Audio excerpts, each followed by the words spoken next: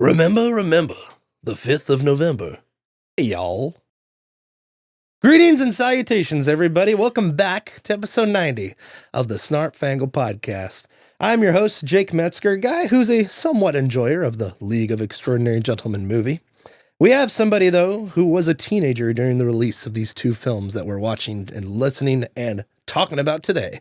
Ladies and gentlemen, David Reed. Yo. How you doing, David? I'm here. Enjoying that Celebration IPA in this fall time weather, eh? Indeed. Right. It's so beautiful tonight. It was beautiful outside. And we have somebody who was living the good life as an adult during that time when it came to movies. She went to the theaters to go see Constantine, League, The Matrix, The Dark Knight, Time Machine, Sin City, and of course the two films we're talking about today. Yes, indeed. Ladies and gentlemen, Angela Metzger. Hello, Welcome back, gentlemen. Ange. It's wonderful to be back. Thank you for having me. Yeah. Well, I've got to say, you've always mentioned Watchmen, you're like, oh, Jake, you gotta say Watchmen. I don't know why I'm using that voice. Zack Snyder's one of his best adaptations. Yeah. And you've always said, oh, you could do this, we could do deep dive, anything like that. And then me and David were throwing around an idea, and then we're like, oh, hey, that's an Alan Moore film. Oh, wait, that one's not an Alan. Oh, let's just do two Alan Moore films. Yeah. Or two Alan Moore adaptations. And so that's what we decided to do today. Yeah, because it started with, I think we were originally I think I had the idea of doing V for Vendetta on the 5th of November. Yes. Just because that's when this episode is gonna drop. And then I think you suggested Sin City. Yeah. I'm like, that's an Alan Moore adaptation. Or no, it was just because it was a graphic novel It was a adaptation. graphic novel adaptation.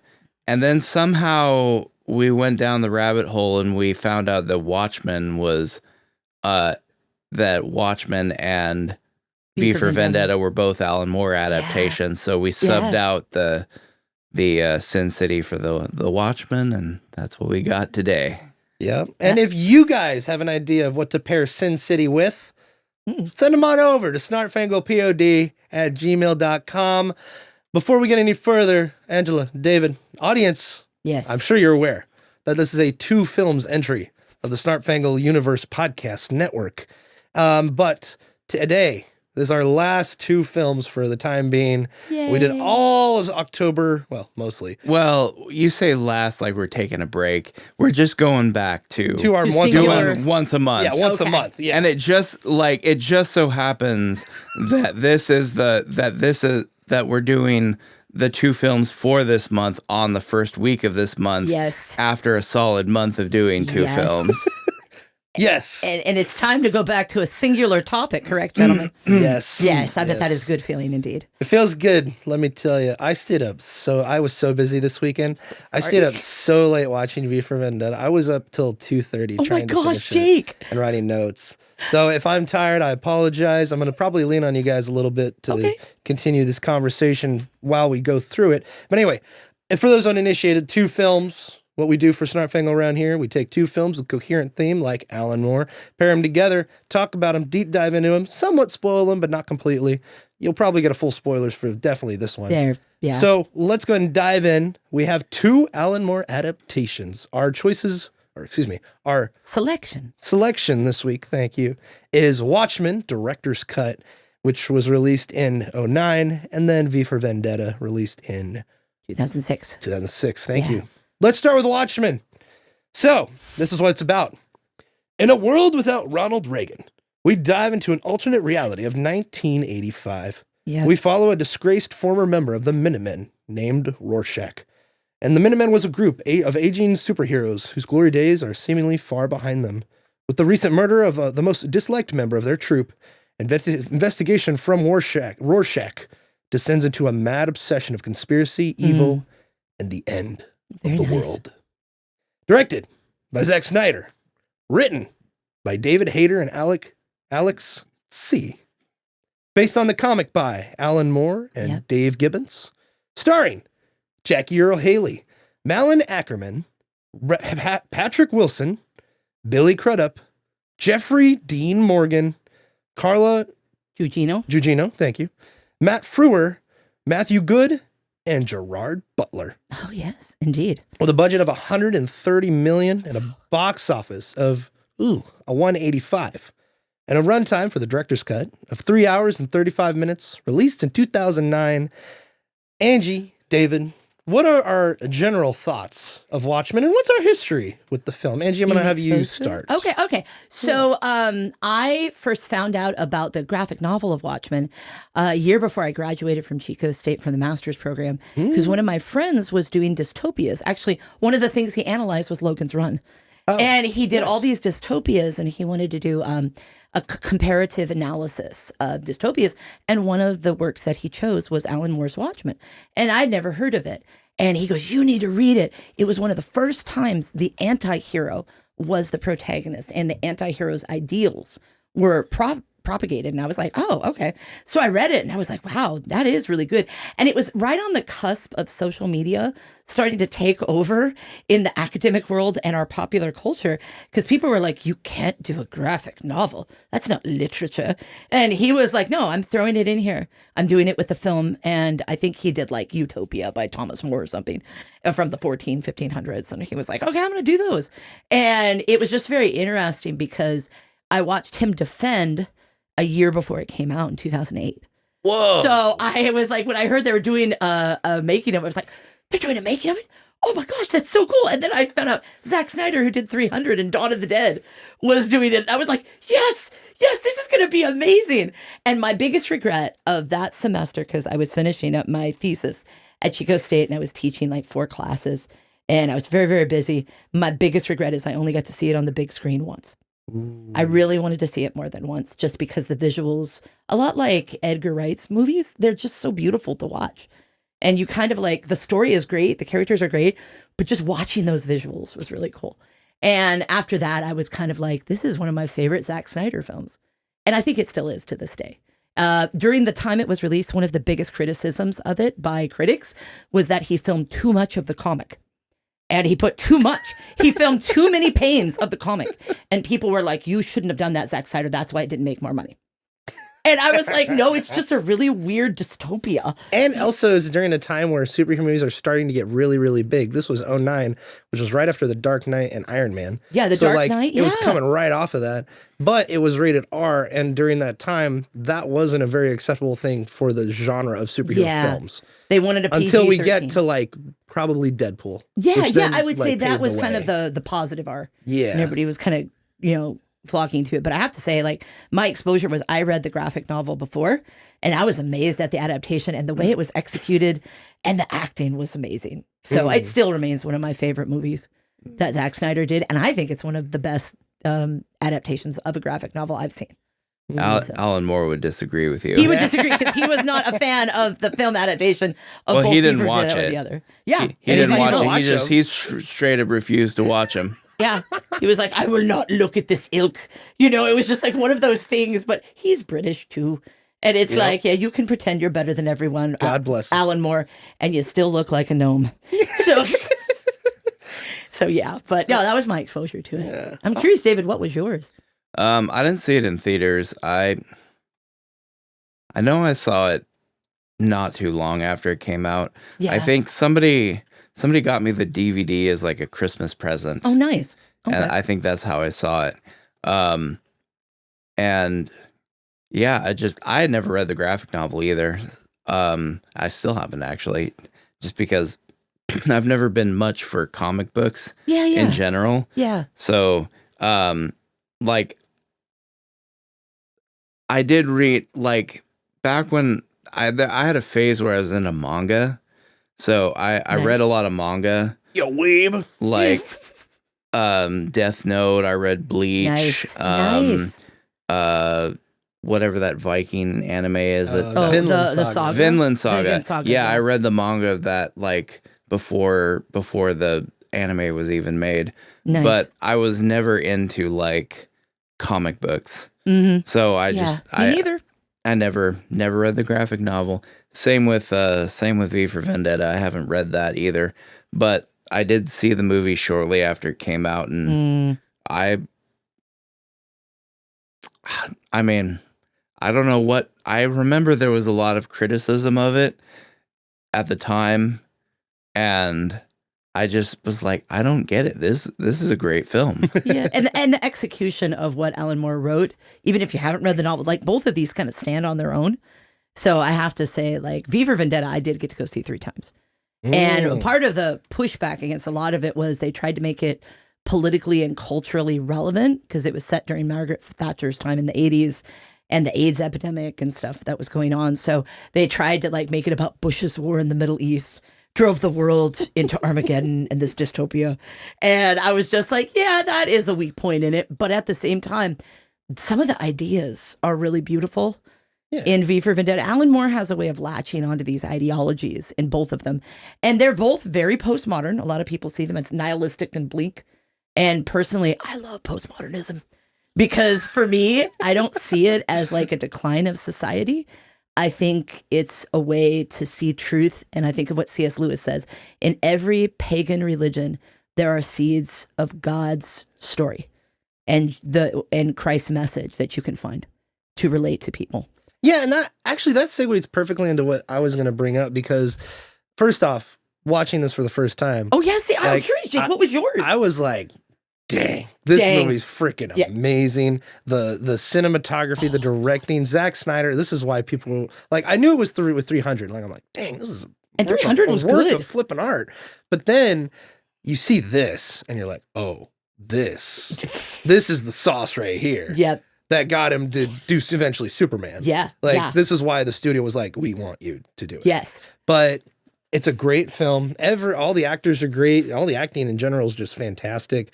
There's some questionable things with Billy Crudup's performance, but I think it's just because of the big blue dong, as we say, you know? The big blue weenie. The big blue. Yeah, yes. The big blue. We'll call him Big Blue. Big Blue, there you go. Big Blue for a reason. But anyway, I think overall, what a fantastic movie. Yeah. Jackie Earle Haley steals the show for me. He does. And his chemistry specifically with Patrick Wilson's character, Night Owl, is good. So good. And it's funny, I'll read in the trivia later, but they actually co-starred in a film before this. Yes, back called in Little 06, Children. Little Children.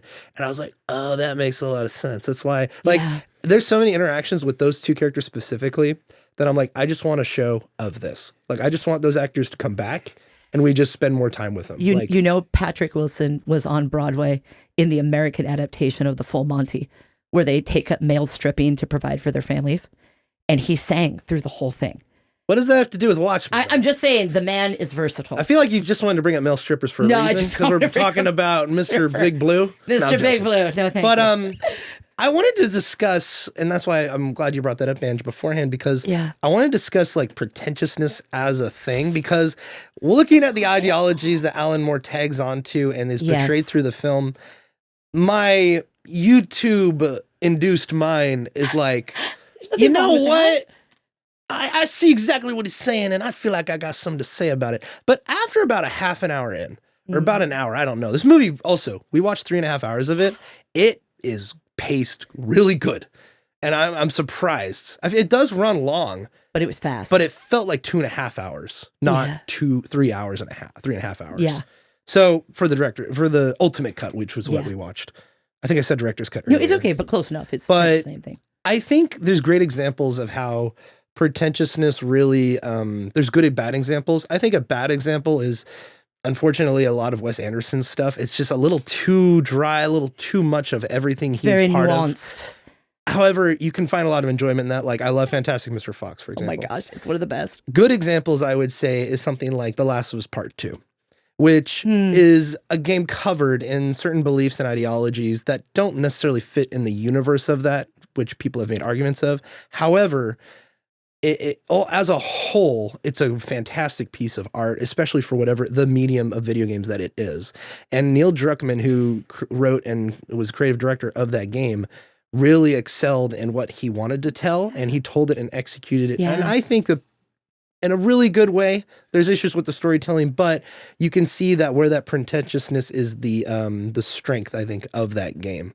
Well, I don't know if pretentiousness is the strength of it. Well, maybe not the main strength, just a portion. I think it's more like it's good in spite of all the ideological crap he tries to insert in it.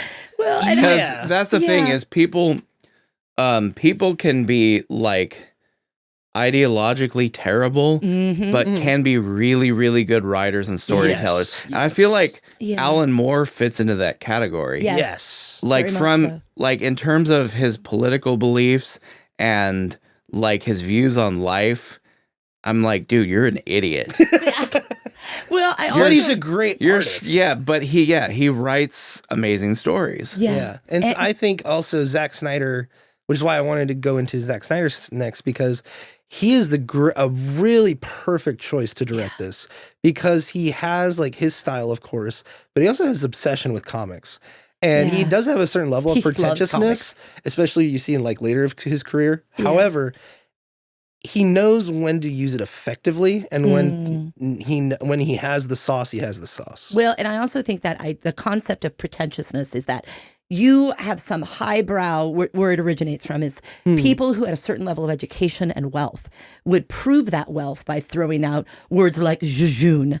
And, I forgot you used no, that it's word just like you that was part of the pretentiousness. It was to prove I'm a gentleman or I'm a lady because of my education. This is where I fit in class because I have a certain amount of money, which I can reflect in my language and manners.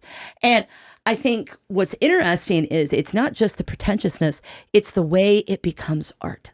I think it's the way like an artist is obsessed with a craft and how they're Yes. able to translate that craft. Yeah. That's why I think Zack Snyder was perfect to adapt this, because it's Alan Moore who's obsessed with his storytelling and the ideology of that, but it's a beautiful work of art. And Zack Snyder took that concept, and not only that, but the visual style of that novel, and it translated great to screen. Yeah. And, Surprisingly. well, and speaking of pretentiousness, like one of the things I really cannot just watch or listen to is opera. It's very Opera. hard for me to get into opera. I have to be in a mood. Same, I have to same. psychologically prep myself. But even though it's like, oh God, this woman's going to die for 35 minutes while she sings an aria.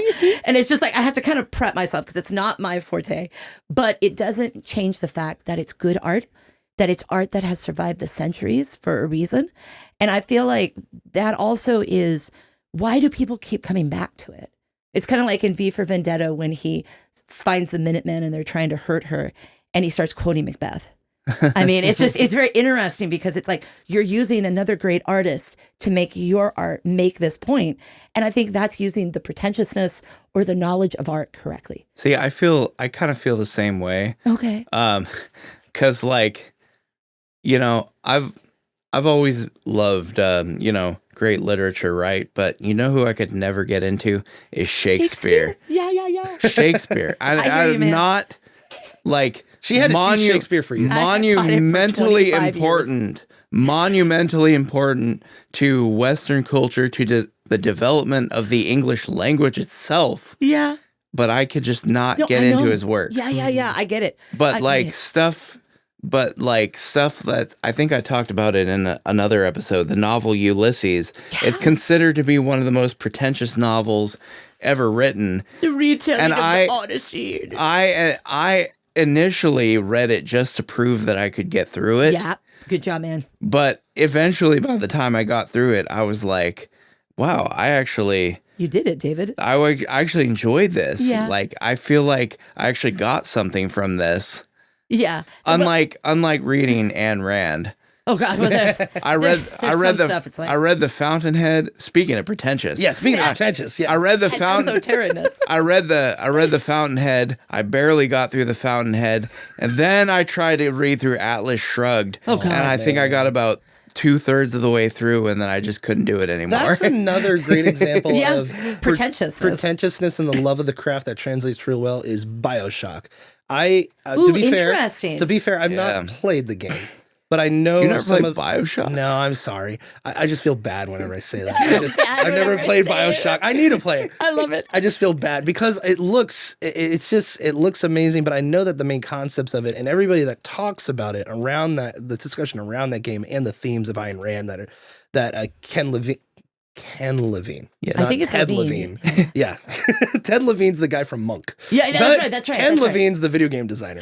I love So it. the stuff that he pulls from that game and the other writers do Yeah. really translates well to the world of Rapture and BioShock and everything. Yeah. So there's great examples of it. Well, And what I would like to, going back to the ideological thing, okay. it's really tempting for me to look down upon this movie in the sense of like what it's trying to preach. Same thing with V for Vendetta. Oh yeah. But I think, Oh yeah. again, half an hour into this movie, I'm like, I'm not really going to pay attention to that anymore because this is so amazing and so well done that you have to appreciate it for what it is. The art of because it is gorgeous. This movie is beautiful. Yeah. Well, and I also think that's part of art. That art is meant, I think of our discussion the first time I was on the podcast a year and a half ago, when we talked about creativity and art, that the reason most art was religious was the whole point of the Sistine Chapel, things like that, was to draw your eye upward to the heaven, to realize like where your creativity comes from, that you're made in the imago Dei of the maker, and your art is a reflection of his creation. Yeah. And I feel like what I love about postmodernism, people look at it and they're like, I'm just depressed and I want to go home and slit my wrist, Miss Metzger. Like, why did you make us read this? And I'm like, I'm sorry, guys. Death of a Salesman is not a happy banger. Okay. I'm just like, Willie Loman is not going to make it out of this. Okay. All right. I just want you to know that. But I mean, it's one of those things that for me. The Old Man in the Sea is rough. Old Man in the Sea. Oh God. Oh, man. It's well, and that's, I think, part of this time period when Alan Moore is writing both V for Vendetta and Watchmen is postmodernism is at its height. Yeah. And of course, postmodernism goes back to the first half of the 20th century, was the modernist writers, especially after World War I. You have all these men, and it was actually Gertrude Stein's mechanic in France that coined the term lost generation. People have debated that for years. And apparently he said, yeah, you know, all those guys that came back from the war, those lost guys. And she started writing about the lost generation, that because they'd been through the trauma of war, they couldn't adapt. Well, in the 20th century, 1945, once the bomb is dropped in Hiroshima, basically the game changed. No longer are we just in a modernist era. We're in a postmodernist era because man has the power of the atom. And the idea for that is we're going to a doomsday. We're going to the end of the world. We're going to have another World War III, and it's going to be nuclear, and there's going to be a fallout, and no one's going to be able to survive.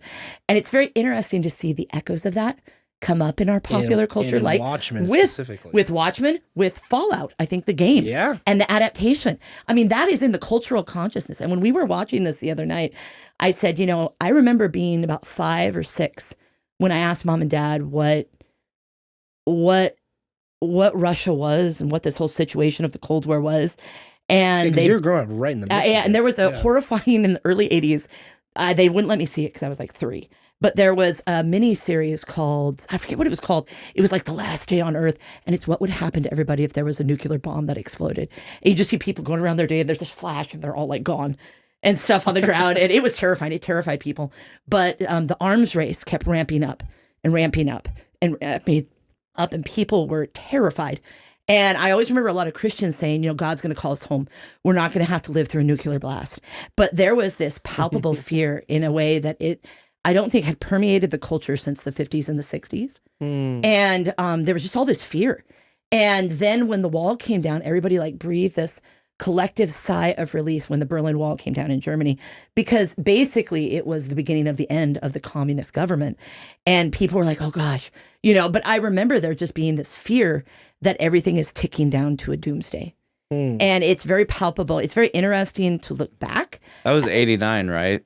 That was 89, yeah, when the wall fell. The wall that was the year I was born. It was the year you were born, David. Awesome. The spirit of communism embodied David as he lived. And what... Was it 90 or 91 that the Soviet Union formally fell? It was like 1 year later. Yeah, it was like, It was 1 year later. But I mean, it was growing up in that time. And then on top of it, you had the AIDS epidemic, which V for Vendetta, I think, really kind of came out of that, because you had all these people dying of this very weird disease and nobody would talk about it. Nobody would talk about it. Everybody was like, oh, no, that's like a disease for these people that are living in a sinful lifestyle. And then other people started to get it. And it was this thing where it was like, oh, it isn't just this thing. And people, I think, arrogantly said, you know, this is God's wrath for the things we've done. And, you know, I remember talking to someone in Clear Lake who lived in the Castro district while the AIDS epidemic was going through it. And he said, I just sold hot dogs. That's all I did. I you know, and all these people were my customers. And they come up and down the street. And he goes, you just watched each one of them die one by one, that you couldn't even recognize them, because the disease was so extensive. And a lot of people were mad because the government wouldn't say anything. A lot of people didn't want to talk about it because it was such a taboo thing. But I feel like there's something freeing when you stand in truth and you talk about something and you're not afraid of it. Because I think when you're afraid of it, it makes it worse. Well, exactly. Yeah, and Because when fear is being used, yeah, that's when it's especially when like during the whole satanic panic stuff of that era. Like not just was there fear of the end of the world, but there was a fear of like, you know, the devils in the music, all this other stuff. And in a lot of ways, those people that preached that were proven right 40 years later in some certain aspects, but as well, they based it in fear. And that's, I think, my biggest critique of that time of what the method of trying to convert people was. You're going to go to hell. It's like, no, that's not the goal. It's about. Well, and for years, it had been fire and brimstone. Yeah, that was kind of the way. Yeah. And, you know, our grandmother, Donna Metzger, it was one of the reasons she didn't want anything to do with church. She didn't want anything to do with God because she had a grandfather that was very much a fire and brimstone person. And she said, if that's what God wants, if he doesn't want me to enjoy life, why would I worship him? I think there was a lot of people in that generation that felt that. And then the media around them that they consumed kind of spoke into that. And thus we got a lot of people attaching themselves to Watchmen itself. Well, and I feel like what you just said, where fear is not a good place to come from as a Christian, I also feel like fear is the opposite of faith. And the thing with that is, in the world when there's so many cataclysmic things that you can focus on, you're looking for an escape. And Watchmen in 85 was that escape for a lot of people. And I think it's really interesting, and it has a lot to say.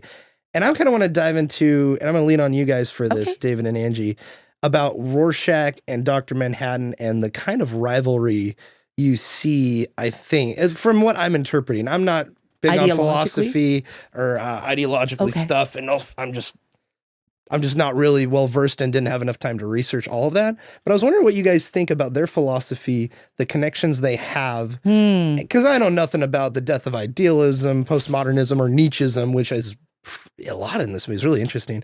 But I don't know. What do you guys think about all this? Dr. Manhattan, Rorschach, the whole thing about the death of the freighters? The Black Freighter. The Black Freighter. Like, which is a comic within this comic book you're reading. Yeah. And by the way, before we get into this, I have Watchmen. I think you gave me a copy, Ange. And let me tell you, this thing is a work of art. I didn't read a bunch of this. I just was skimming through it, and it is like... It's deep. It's deep, and it's its own experience. And it's not just you're reading the story. It's also the Black Freighter storyline. It's also interruptions, depending on the version you get, that tells backstory of certain characters and certain, like the Minutemen and the Crush Busters. The non-linear time, the way that they tell the story. Yeah, it's really interesting in the background and the history and the lore of this alternate 1985. So I can't wait to go through it and read it. I think it's going to be really fun. It's an experience. And that's what I want to see, because this movie is an experience in itself. Yes. And it's funny how it differentiates. Differentiates? Thank you. It's okay. Itself from the comic as a movie. But it still is it adapts it so well, and it stands on its own, and it kind of makes it the case for itself. But what do you guys think of all this? David. You want to go for it, David? Start out? Rorschach versus Big Blue. Yeah. I feel like something popped into my head. I'm not going to say it.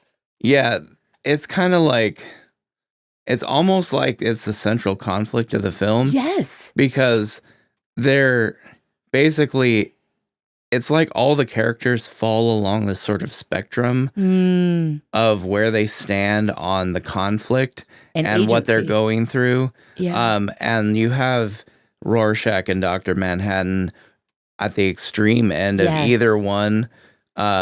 Whereas like Dr. Manhattan has no actual empathy for humans at all. He doesn't even... He's not human anymore. He's not human at all. And he can't even understand. He can't understand or even bring himself to care about humans. And then you have on the other end Rorschach, who is basically like vigilante. Like basically he values his integrity. Yes, that's a good point. His belief in the sanctity of human life. So much so, I will kill bad people. More than anything. Yeah, more than anything. So it's like the sort of conflict of the movie is who is like what side of things is everybody going to end up on. Well, and I also think like with Dr. Manhattan, his story, although we don't find out how he became this godlike figure. And I think the one friend that worked with him said, I didn't say, what did he say? That superheroes are American. I said, God is American. And so he's kind of set up as this God. He has infinite power. He can see all timelines. He can see stuff before it happens. He can stop stuff. He can splat people's bodies if he so chooses, or he could turn bullets into bubbles. I mean, it's one of the things, he has control of all matter.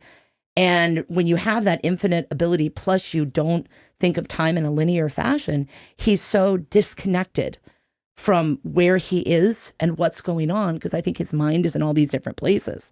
And his idea of, we see this in Scene with the Comedian, when they're at his funeral and he remembers when they were in Vietnam. And just to reiterate, this is an alternate timeline where Nixon has been elected for a third and I believe fourth term. Fourth or fifth, yeah. Yeah, it's a fourth term. Yeah. And basically the world is counting down because the race with Russia keeps amping up and amping up. And eventually... Back to the Future 2. Yeah, and Vietnam, we didn't lose in Vietnam. Dr. Manhattan went over there, killed all their men, and they just bowed down to him like a god. And there's a scene where he's remembering the comedian and just kind of show how cold-hearted the comedian is, because everything starts with the comedian's murder and Rorschach looking into that murder. And basically, he remembers this time when they're in Vietnam, and one of the women that the comedian got pregnant came and said, Mr. Eddie, you need to take me back to America and take care of our child. And they get in a fight, and he starts cussing at her, and she cuts him with a beer bottle.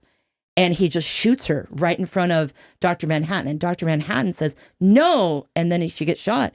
And he goes, why did you do that? You killed her. She was pregnant. And he goes, oh, come on. You could have stopped me. Yeah, he like cuts right into his whole he cuts God through complex. all the BS. Yeah. And it's just like, you could have stopped me, but you didn't. You could have turned the bullets into bubbles. You could have done anything. And you chose to not do anything. So it's kind of like even doing nothing is kind of a choice and kind of a decision. And it's very bleak. A lot of people had a very hard time getting through the novel.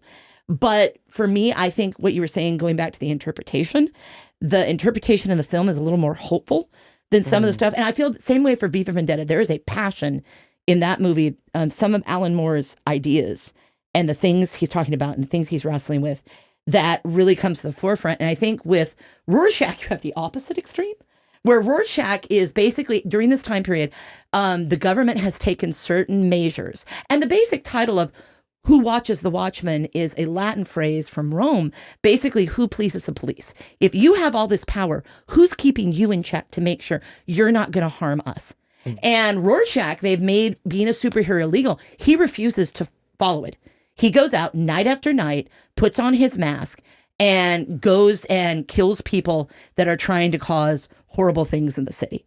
And his ideology is, instead of being so disconnected from humanity, he is justified in, mine is an unwavering belief of, I will keep this city safe. And his ranting and his monologues are very interesting, because I would straight up say, and David and I were talking about this during the movie, that Rorschach is a psychopath. Oh, yeah. He's just, I mean, like, as I told someone, he's my favorite character, but he's also someone I would not want to have over for dinner, because you just don't know where he's going to go with that.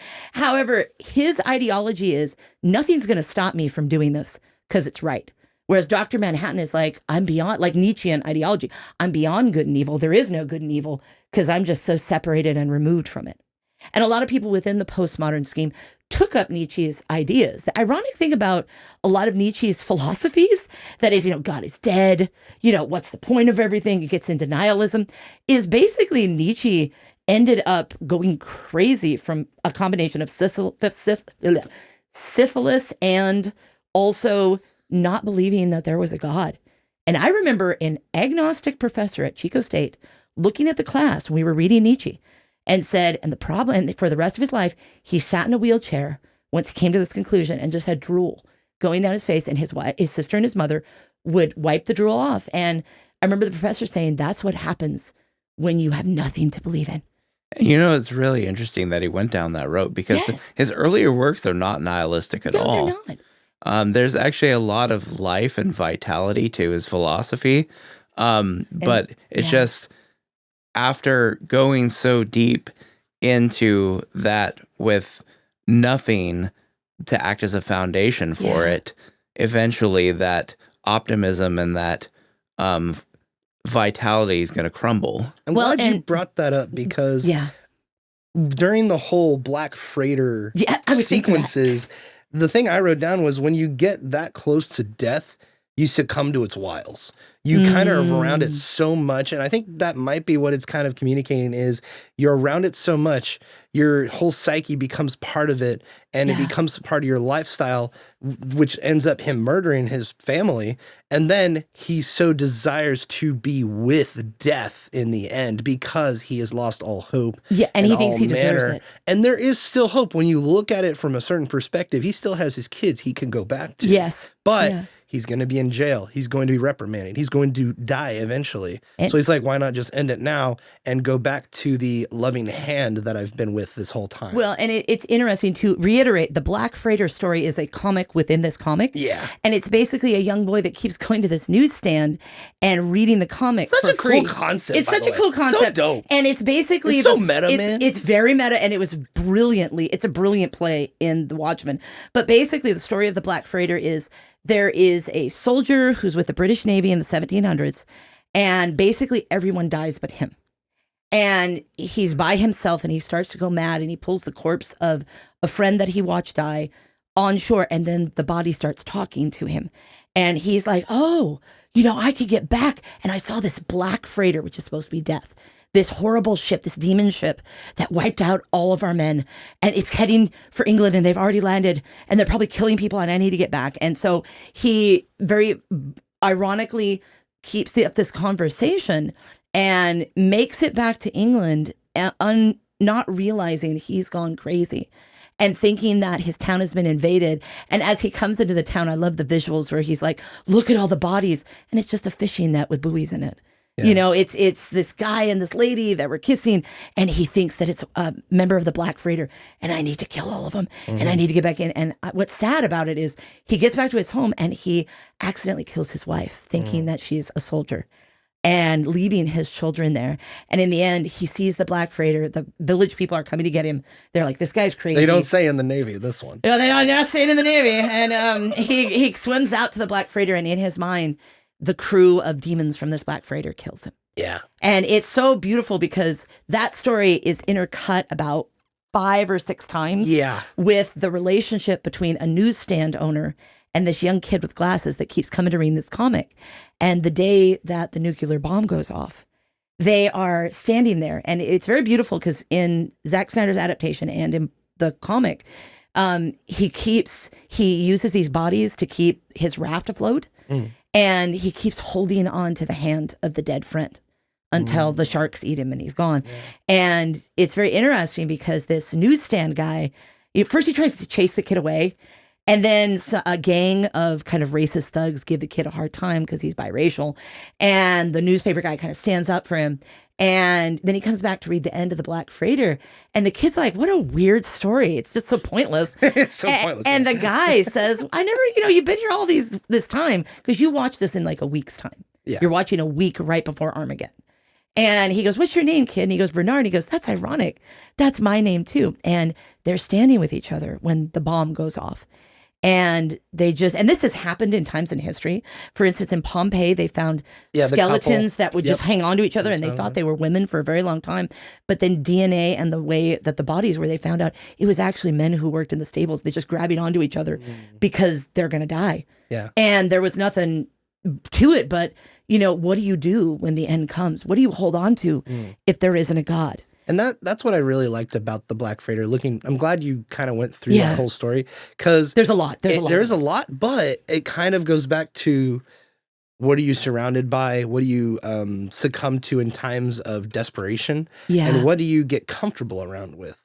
He gets comfortable around dead things, and he looks at the peace of being dead. It becomes a normality to him, and he sees that it attracts more death when the sharks go and eat the raft up. Yeah. And it's just the whole thing about death and how you look at it and how he's just so overwhelmed by it. It corrupts him. And it's really interesting when you look at it. And then that's its own little thing. We're not even into Dr. I know, Manhattan it's a very and the large other stuff story. What I think the Black Freighter really comes into contact with is it's a metaphor for civilization. we're like this madman heading towards an end. What do you do before the end? Do you go back to the solace of the Black Freighter and the death? What do you hold on to? I think it's what other characters hold on to get through things. Like for Sally, the mom of Silk Spectre, her daughter kind of took over her role as superhero. She holds on to the past and nostalgia. So does the older gentleman who was Night Owl in the Minutemen before they were the Watchmen. And I mean, some people hold on to the past. And even she had lived through these horrible things. And she goes, the older you get, the better it looks. It's interesting, too, that those two characters specifically, like you said, they hold on to the past. They're preserving what was before. And there's outlawed superheroes, obviously, now. But it's cool because they're preserving their history in a world where nothing supposedly matters. Yeah, basically. Yeah. And I think, well, it is interesting when you take God out of the equation, what is there? Yeah. And I feel like, I don't know, I'm going to kick this Shout out to Shelby Oaks. Well, I mean, when you take God out of the equation, what do you hold on to at the end of the world? And you have this newspaper guy and this young kid just grabbing each other, and they're there, you know, and they have that moment of solace before the end comes.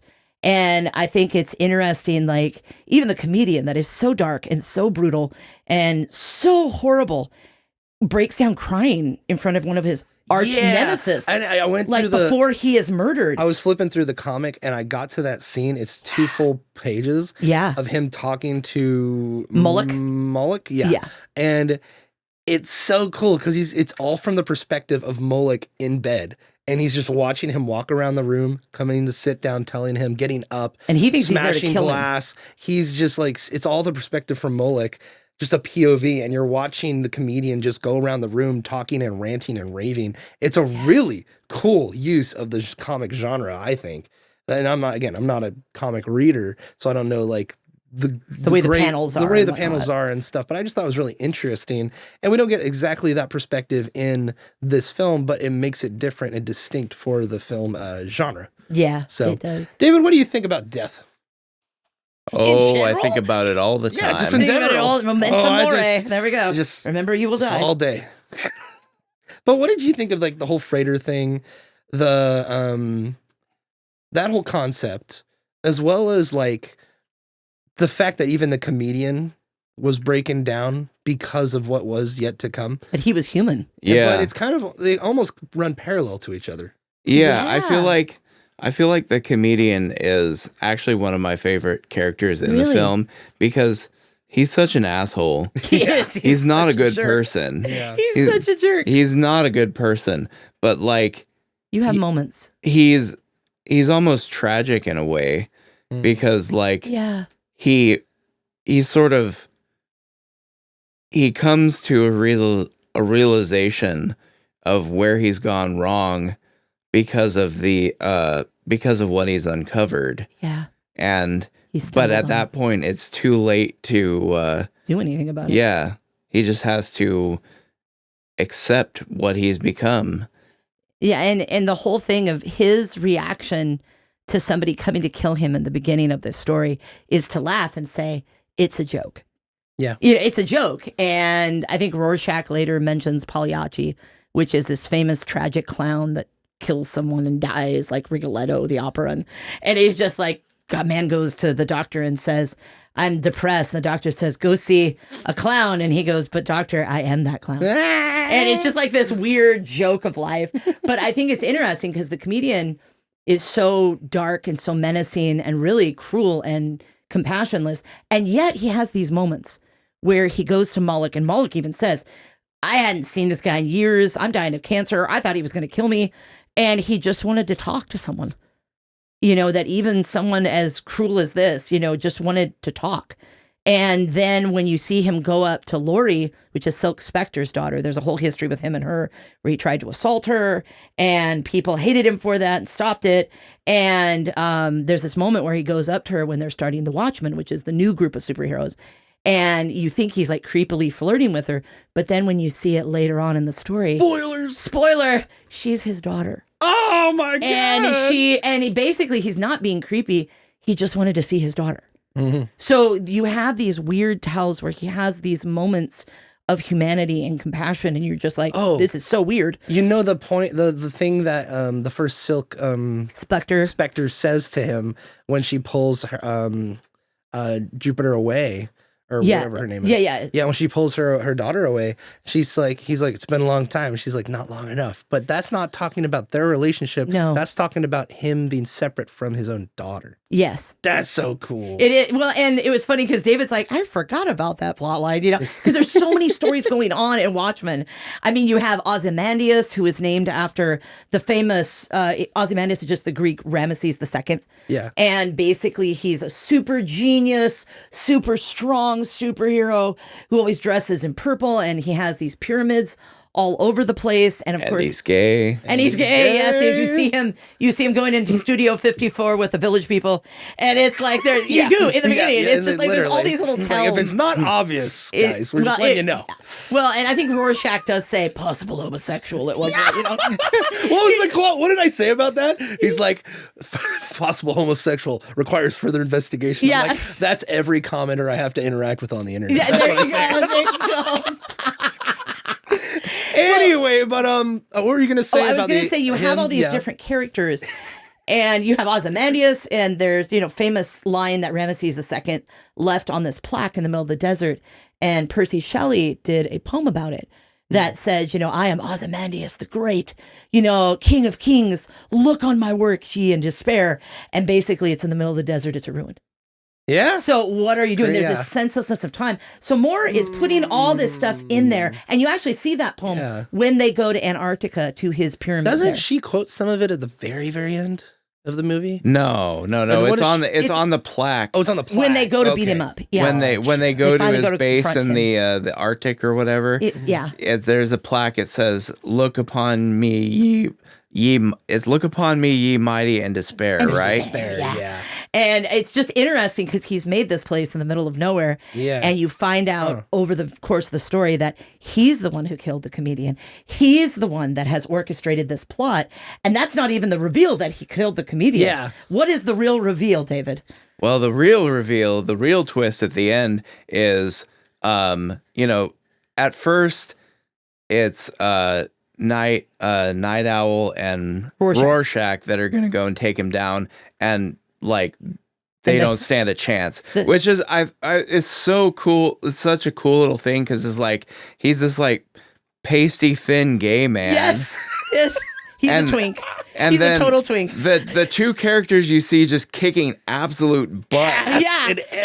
In every scene, and they go we're gonna take this guy down, and they don't stand a chance. They get their butt He handed just to him. wipes the floor with him, and so eventually, and he tried to,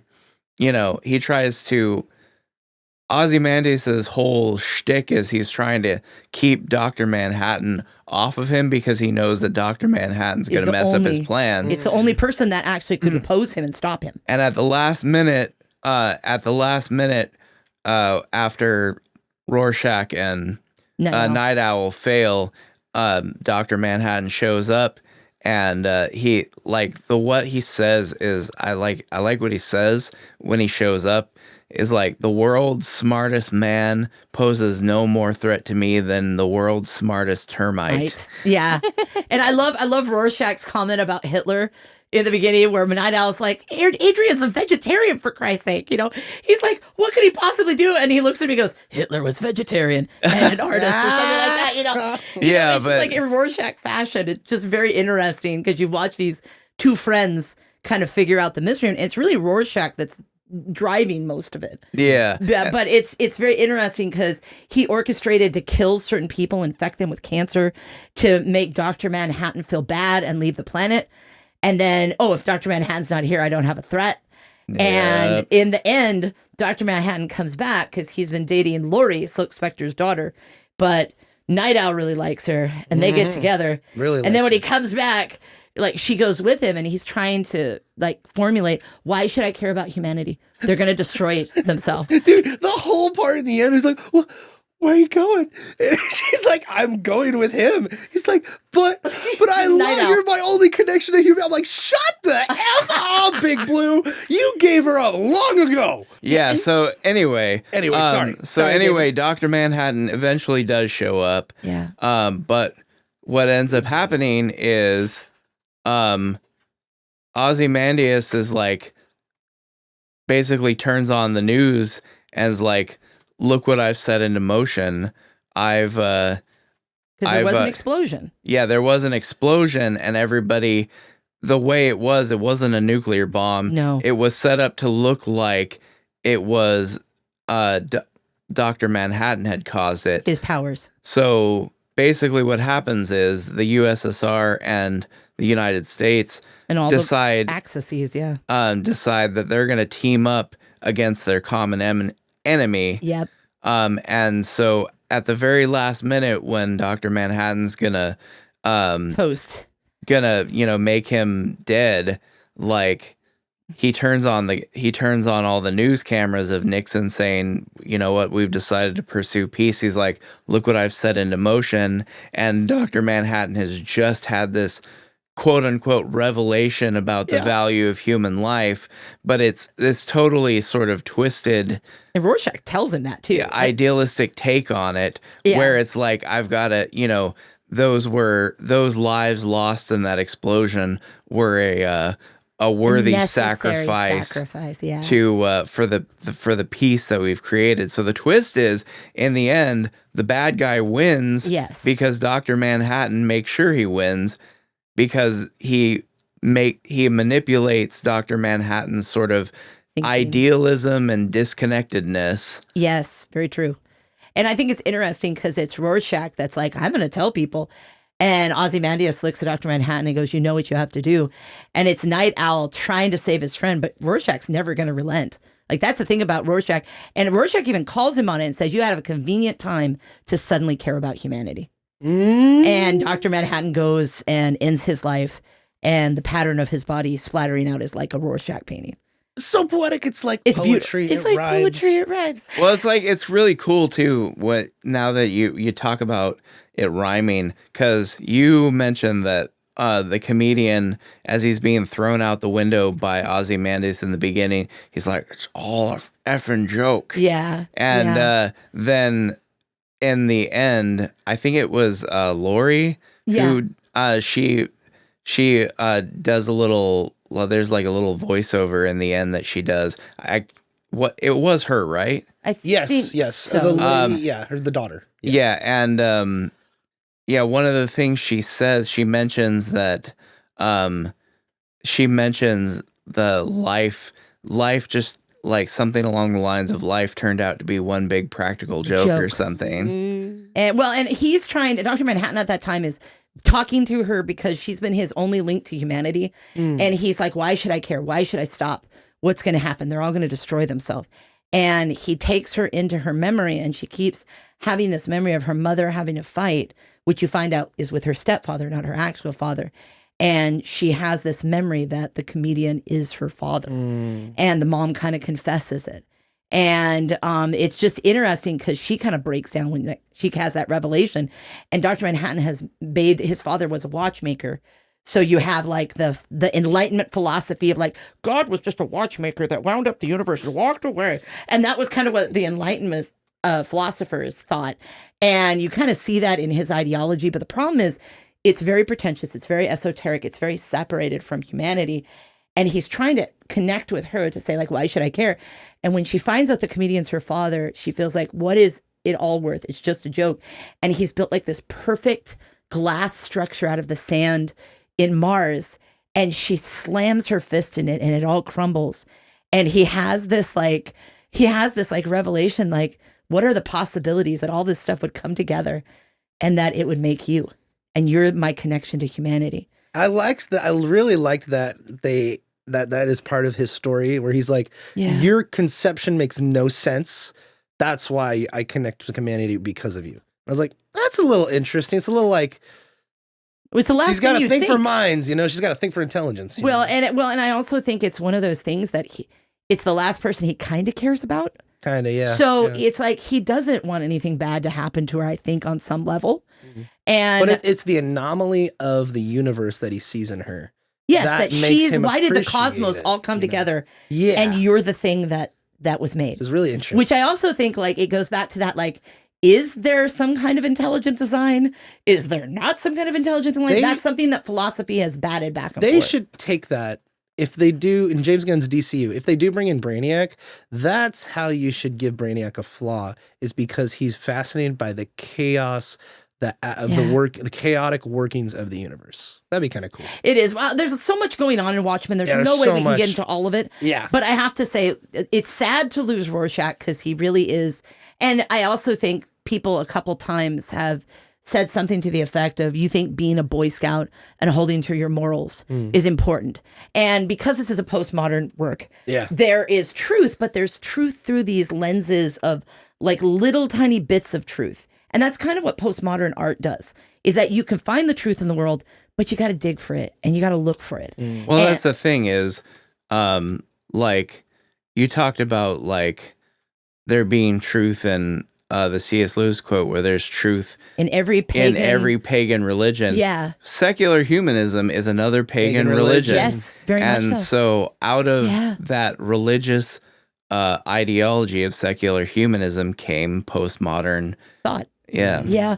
Well, and I also think it's now we're in a postmodern era. Well, once we get past the early 2000s and things in technology start to advance. The world hasn't ended yet. No, the world hasn't ended yet. But also they started calling that the digital age. Yeah. And everybody was wondering, are we done with postmodernism?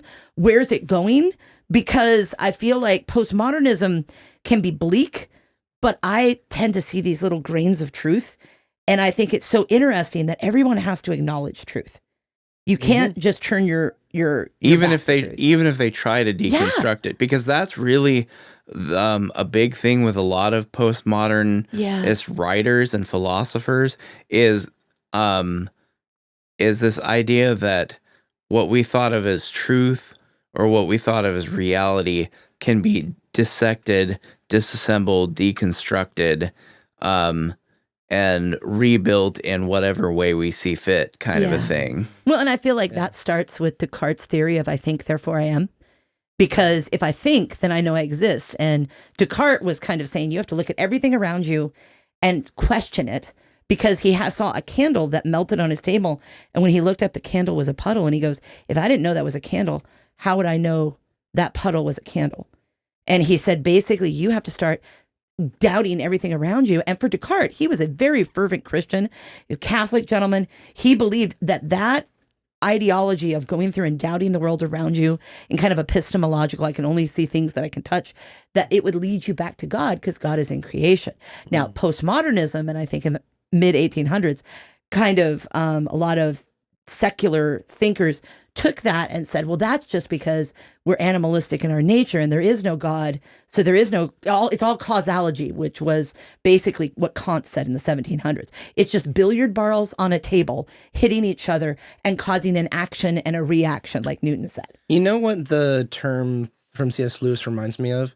It reminds me of the argument that's, I've been following some of the Christian YouTube he says something right like now. the seeds what does he of say? God's story are in all pagan beliefs. You can find them.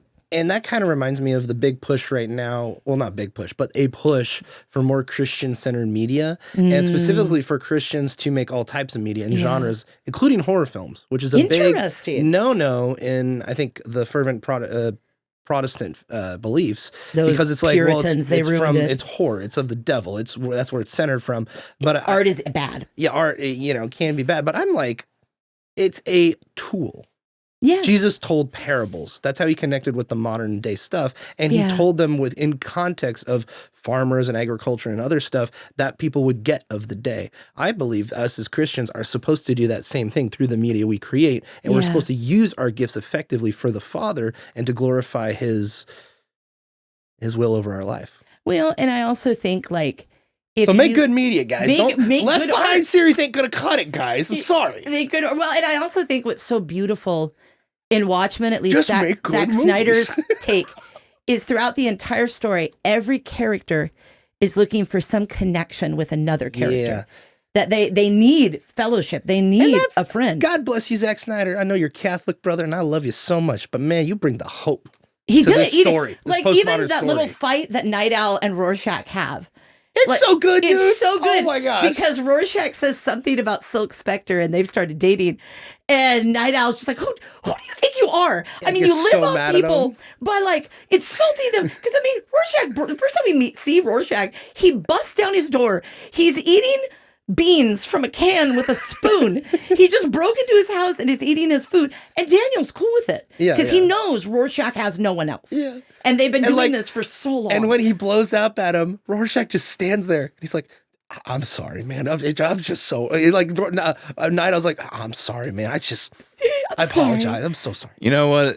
That scene to me was bros before hoes. Yeah, exactly. Yes. Yeah. Well, and what's so funny is he calls Rorschach on how rude he's being, and Rorschach even says he puts his hand out to him and he says, "You've always been a good friend, Daniel." Aww, And yeah. it's Daniel and Silk Spectre who went into prison. That scene made and the got- movie for me. Oh, it did. I was like, dude, That's this one of my favorite is moments. so great. Oh, well, my and gosh. yet again, friendship, connection. We all need someone. You know, those things matter.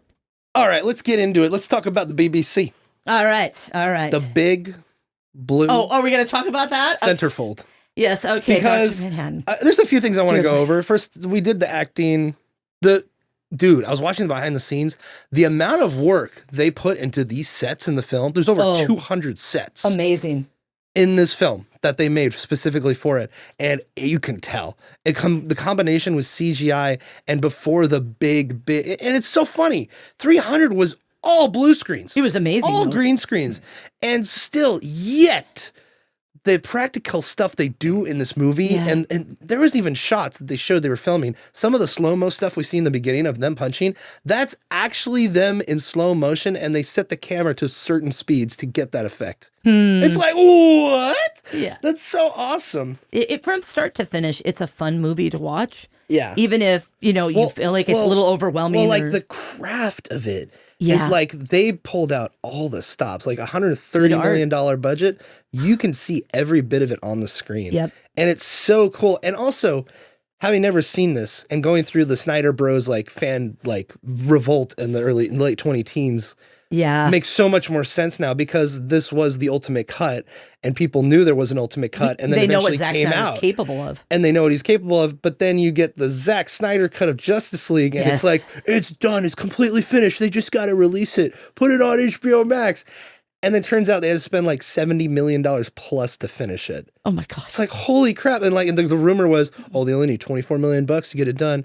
And an executive literally commented, I think to Variety or the Hollywood Reporter, and said, I wish it was $30 million. There's so much more. It's like, holy cow. So now that He's this good at his Watchmen craft. brings really great context for that whole thing. Yeah, or why people saw what he could do with Watchmen. Yeah. What could he not do? One of the things I want to bring up before we get into the trivia is what the hell is with the sex scene, dude?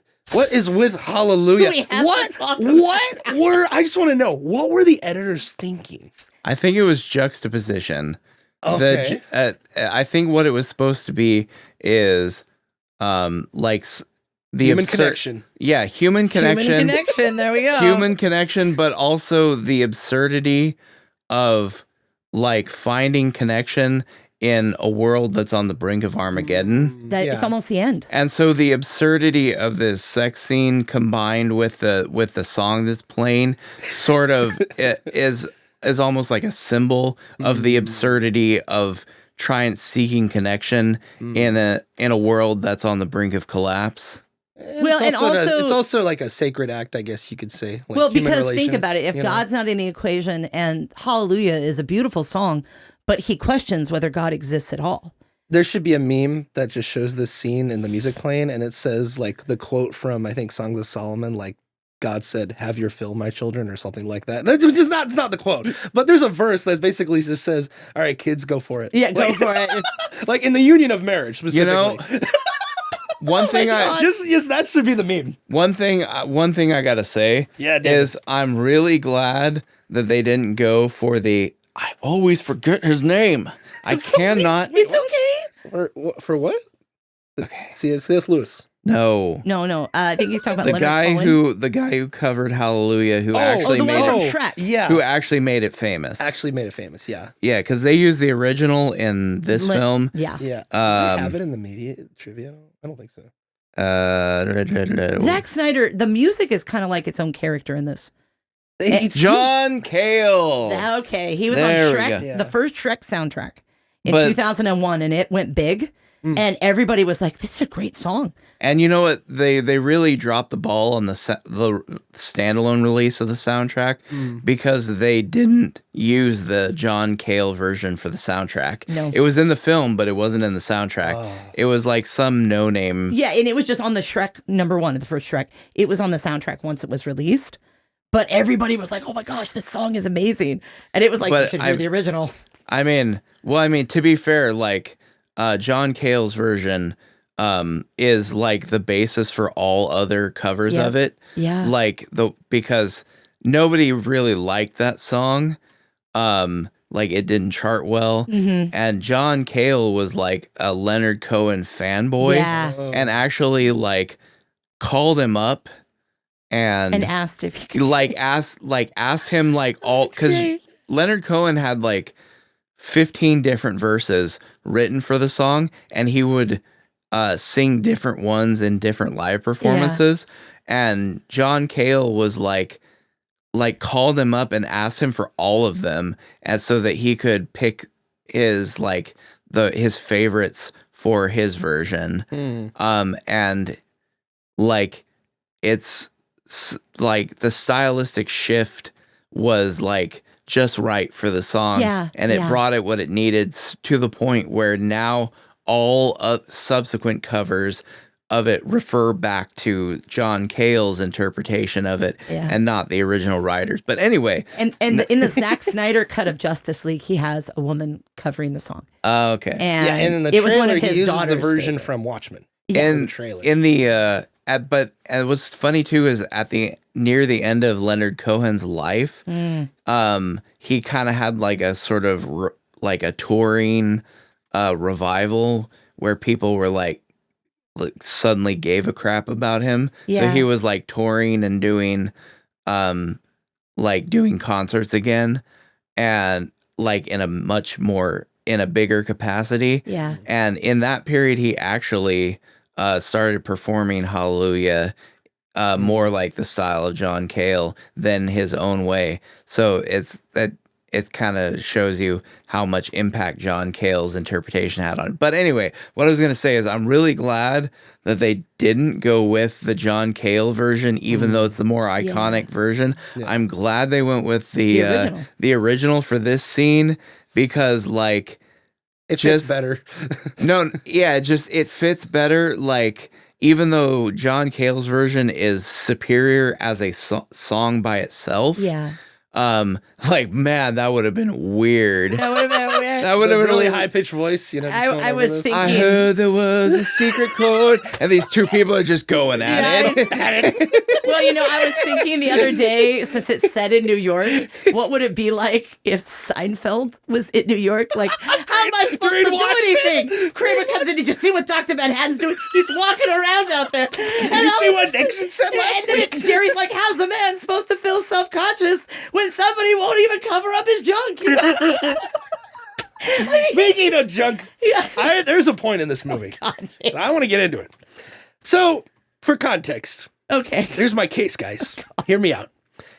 In Avengers Endgame, All right. released in 2019, which just happened to be the same year the miniseries released of the series, Yes. Watchmen, there's a shot in the very end of the film before Thanos snaps his fingers again. And let me tell you, there's a blooper where he moves his fingers and he's moving the hand, and he's rotating his hand looking where the stones are, and his fingers clip into each other. So the CGI fingers go into each other at just the right moment through the armor, and it's a glitch. It was a blooper. When they rendered it wasn't supposed to be like that, but they got away with it because it's like a penultimate moment of the story. Oh, boy. But you can obviously tell it's not supposed to be that way. Okay. Now, there's a shot in Watchmen, Oh, dear Lord. released in 2009, where Manhattan on Mars is walking up the stairs with Silk Spectre. Lori. He's with Lori. Yeah. And as a man, the human anatomy is hilarious. Let's just be real. What the heck is this? God, this is Margaret. What the heck were you thinking? Why does it look so funny? So I beady-eyed, just beelined my vision straight for the centerfold of that BBC, that big blue centerfold. And I just looked and stared right at it as he's moving his hips, walking up those stairs. Because I wanted to see, you know what? Usually people are going to look away with it. But I want to see if there's any mistakes. I looked away. And let me tell you. No, thank you, sir. Let me tell you.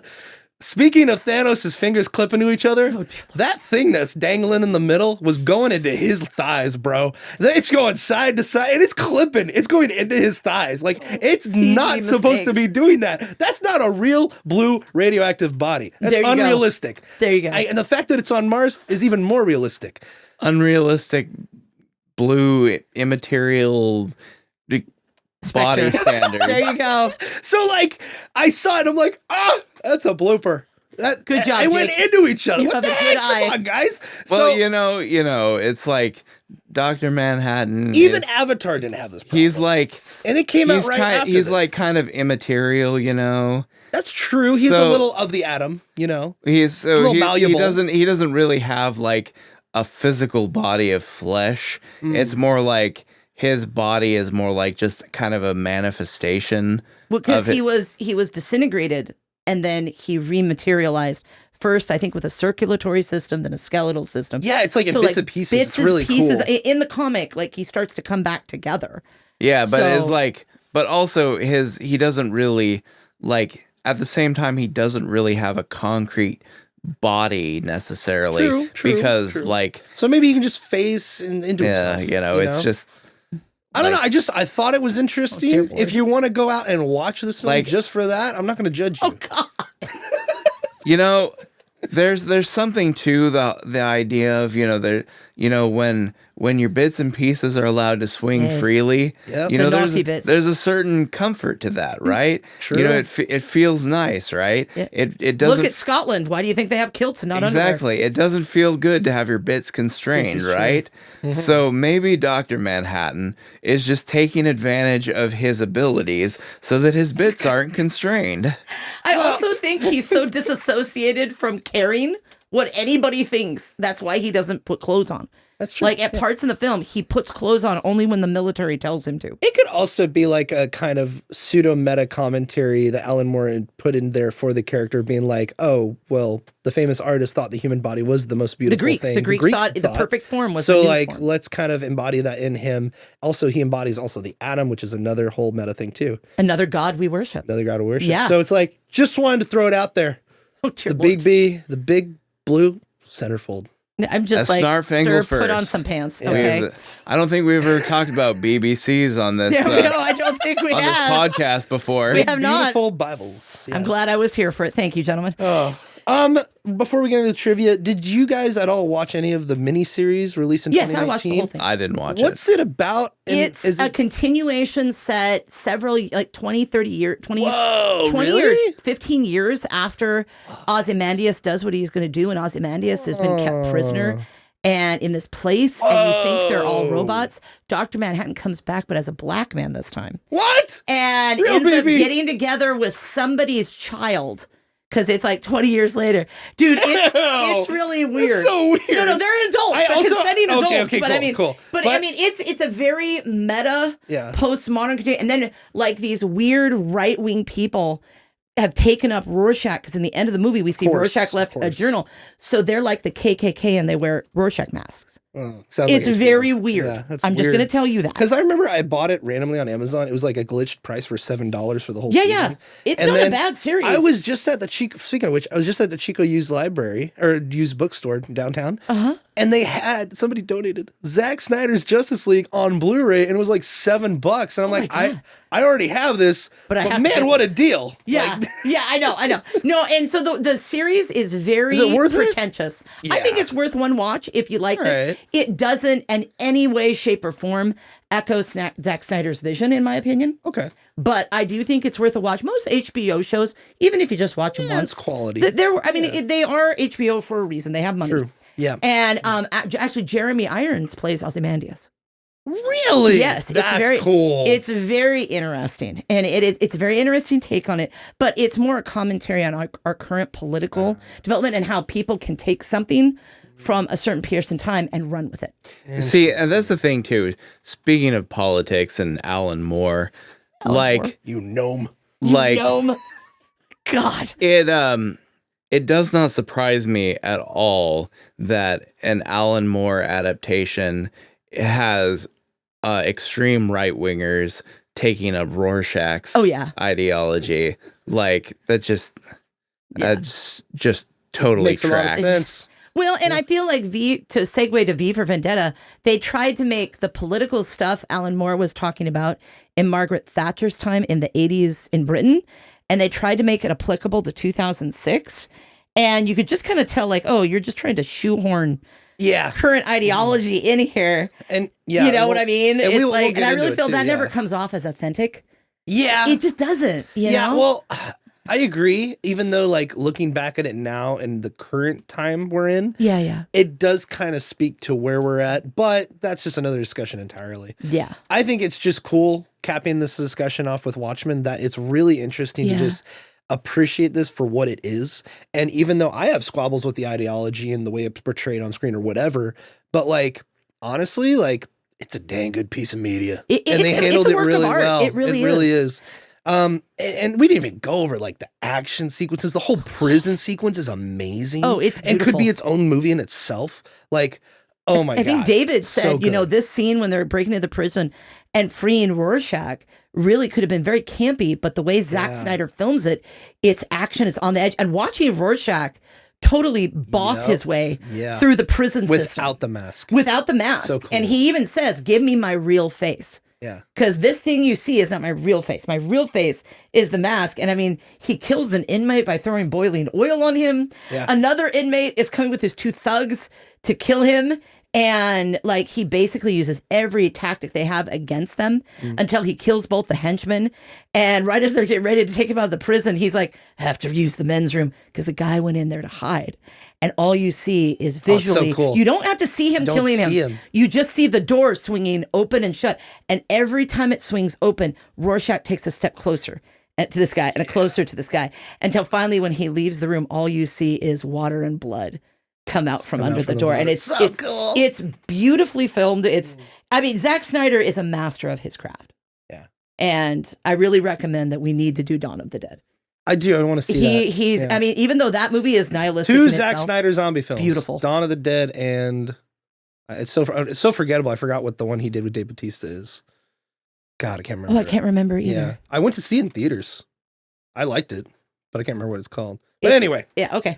Let's get into the trivia and move on. All right. All right. So, number 1. Uno. Zack Snyder based his storyboards for the film on the panels of the graphic novel. He has stated that in order to be true to the source when adapting a graphic novel to the screen, the original visual art should be respected as much as the written portion. Snyder personally asked Dave Gibbons, the novel's artist, to design the first teaser film poster. Wow. Gibbons enthusiastically agreed and designed the poster to have subtle visual cues hinting at the film's plot. Interesting. Pretty cool. Oh, and this was something I found out during the behind the scenes, but when casting the film, each actor was presented with a script and a copy of the book, and they were allowed to carry the latter, the book, on set and rewrite the dialogue to better match that of the source material. It's really cool. That is really good. That he really had that respect for the source material. Yeah, there's so much love in his eyes when you watch the behind the scenes for Zack Snyder and for Jackie Earle Haley. Oh my God. They interview him. You can go on YouTube and find this, like all the behind the scenes. But Jackie Earle Haley, when he's explaining Dave Gibbons, when he's explaining what they did for the film and the sets and the practicality of it all, and the recreation of the comic, he's so like passionate about it. Even Jackie Earle Haley, and he's like just such a fan of the. And this was the first time he had come back to acting in years, and he kills it as Rorschach. So good. He kills. You really don't see his face most of the time. You see the way he holds his body, a lot like me and V for Vendetta, the same way. But I mean, I have to say that, and this was the first thing Jeffrey Dean Morgan did. Yeah. Where he was a bad guy. Because he was really well known for being a loving dad. He was the dad that died in Weeds. He was the dad on Supernatural, in many shows. He had even done a movie couple years later where he went back to playing the dad. And then when I heard he was going to be cast as Negan in Walking Dead, I'm like, oh, it's perfect. He can do Negan. Yeah. If he can do both a good character and a bad character, you have my respect. Yeah. Yeah. Moving on, Dave Gibbons was involved in the production and would visit the set. He was very approving of the recreation of the comic. There were times when the actors would go up to him and inform him that when finding the direction for their characters, they would look directly at the comic and pull straight from their characters on the page to bring the source screen material to life. Wow. So cool. That's awesome. Speaking of actors, though, Patrick Wilson said Zack Snyder was, in quotes, the most detailed, focused director that I've worked with. He knows exactly the picture that he wants to paint, whether it's your taste. I mean, you could find 100 people that absolutely love Watchmen, and then there are people who say that it's too close to the comic. Yep. But whatever, it's Zack. He just attacks each film with every single frame. He knows exactly the picture that he wants to paint. Patrick Wilson's awesome. He is. He's a versatile guy, too. And here's kind of what you were mentioning earlier, David. Number 4. Author Alan Moore preemptively disowns all filmed adaptations of his work. Interesting. As he sold the movie rights to his first few volumes when he was young and naive, and regrets this. When asked in an interview with ReelsChannel.com about his dismissal of the film, Zack Snyder was quoted as saying, quotes, and quote, worst case scenario, Alan puts the movie on his DVD player on a cold Sunday in London and watches and says, yeah, that doesn't suck too bad. Oh. End quote. When this was brought up with Moore himself in a later interview in the British Tripwire Comics fanzine, the writer commented in quotes, that's the worst case scenario. I think he's underestimated that the worst case scenario would be that's never going to happen in my DVD player in quotes, London. Oh my Moore gosh. very famously lives in Northampton. Yeah. I'm never going to watch this effing thing. End quote. Oh my God. That's great. I feel like that was kind of like, stick it to you, man. like Zack Snyder was being a little too hopeful there. Yeah. That the worst case scenario, He's a fanboy. the worst case scenario of Alan Moore was going to watch it and have, think it was meh. Yeah. And there's a lot of artists that never wanted to see their stuff filmed. Gabriel Garcia Marquez, who wrote 100 Years of Solitude in Colombia, he basically said, I hope this is never filmed. And they've filmed it like 7 times. Yeah. And Netflix did a pretty decent series of it because it's a non-linear one too. Okay. But it's just interesting. Some authors and some artists don't want their work made into a film. And I think in this era where media is our literature now, it's going to happen regardless. Yeah, it's what's archived. It's archived. It's interesting. There's a lot of video game remakes of certain games that have come out in the last 10 or so years. And the big one that everybody said they could never remake was Resident Evil 4 because it's considered to be a, quote, perfect game. Interesting. It was released back on the GameCube in 2004. Oh, wow. And then they remade Resident Evil 2 and then 3. Really great games, really revisioned and really great for what they were and adapted and honored the original material really well. And then 4 was next in line, and everybody said, this ain't going to work. This is going to be bad. This is going to be the time when Capcom drops the ball. And then sure enough, it's one of the best remakes of one of the best games made of all time. Oh my gosh, and the fans were rewarded. People loved it. Nominated for Game of the Year. It's really interesting, the concept of remaking an adaptation in general. Well, and also I think it's because we're so wired for media in this digital age. Yeah. Everything is a work of media. And a lot of people lament that going, oh my God, the classics are dead. I'm like, no, it's just, we get to envision it in a different way. Yeah. I mean, there's a reason why Beowulf has lasted as long as 700 it has, years or longer. Yeah. Or even stuff like the Bible. You Yeah. know? But also there's an interesting thing about our discussion with pretentiousness that I kind of want to just address real quick. I think a reason why I think a lot of pretentious works are very appreciated, especially nowadays, and again, throughout time, it's been different, but I would consider nowadays it's the authenticity of the creator and like what they're able to, how they're able to translate that to the page, whether it be effectively or not. People are kind of just hungry for like genuineness. Yeah. So, well, and I also think in relation to art, I mean, there's something we're hungry for. It's why we consume video games. It's why we consume narrative. We like art. And I feel like that has such a place in our culture. We now have people on platforms where they can give us a visual of these things that either have been written or not visual before. And like Watchmen, I mean, even if it's not your jam, even if you think it's nihilistic, it's a beautiful film to watch. Yep. Yeah. So We got like 20 more of these, so I'm going to skip some of them. Okay. Number whatever. Zack Snyder found casting for the comedian to be a difficult process, as the character is gruff and grizzled, and many other things as well. Most of the actors he met with, he felt were too groomed, like too well mannered. Okay. Jeffrey Dean Morgan was very grumpy during his meeting with Snyder, something that appealed to him. Interesting. That's how he got the job. Okay. It's also mentioned that all the U.S. flags in the film have 51 stars because in the film's arson, the alternate history, Vietnam became the 51st state. Yep. All right, continuing on. Gerard Butler was supposed to have a role in the film, but when he didn't get one, his voice was used as the ship captain in the comic books the kid reads as the newsstand. The Black Freighter. Yeah. Also, Patrick Wilson and Gerard Butler were in Phantom of the Opera together. Oh, that's right. I forget about that. I tried to forget it. I couldn't. The first of I should have wrote that in your intro. First official image from Zack Snyder, a test shot of Rorschach holding the comedian's button, was actually hidden in a trailer for Snyder's previous film 306. Interesting. It features that film's associate producer Wesley Collar wearing a makeshift mask in front of a composite New York City backdrop. As I'm continuing writing this, let me pause real second. This is IMDb trivia. This is rumors from the middle of the 2000s, so let's take it with a grain of salt, but it's kind of interesting. Okay. Continuing on. It was created as an experiment by Snyder to establish the mood and look for his proposed Watchmen project. Snyder's wife, Deborah Snyder, bet him $100 that no one would discover it. While he was convinced that someone would find it, almost immediately, he eventually did win. Interesting. And also to go off that, the visual for Watchmen, the cover is a huge, iconic pop smiley face button, and there is a drop of the comedian's blood on it. And that's on the cover of the graphic novel. Yeah. So that became synonymous with a lot of stills for the film. And it's this happy 80s. We're trying to pretend that pop culture is the most important thing while the Cold War rages on and we could have nuclear Armageddon any day. And there's this smiley face with a drop of blood on it. It's very telling. The next two are, this is really interesting. Okay. So here we go. When Alan Moore first conceived Watchmen, he wanted the story to feature characters created for Charlton Comics, which is kind of like what you were talking about earlier, David, interesting. which DC had just bought the rights to in 1983. However, in quotes, DC realized their expensive characters would end up either dead or dysfunctional, in quotes. So they convinced Moore to use original characters instead. The original Charlton lineup would have been as follows. The Question as Rorschach, and the role of Rorschach, Captain Atom as Dr. Manhattan, Blue Beetle as Night Owl, interesting. Nightshade as Silk Spectre, Peter Cannon Thunderbolt as Ozymandias. Yeah. And then Peacemaker as the comedian. So Peacemaker was originally a Charlton Comics character that was then bought by DC. Interesting. And now it's a show on HBO. Yeah.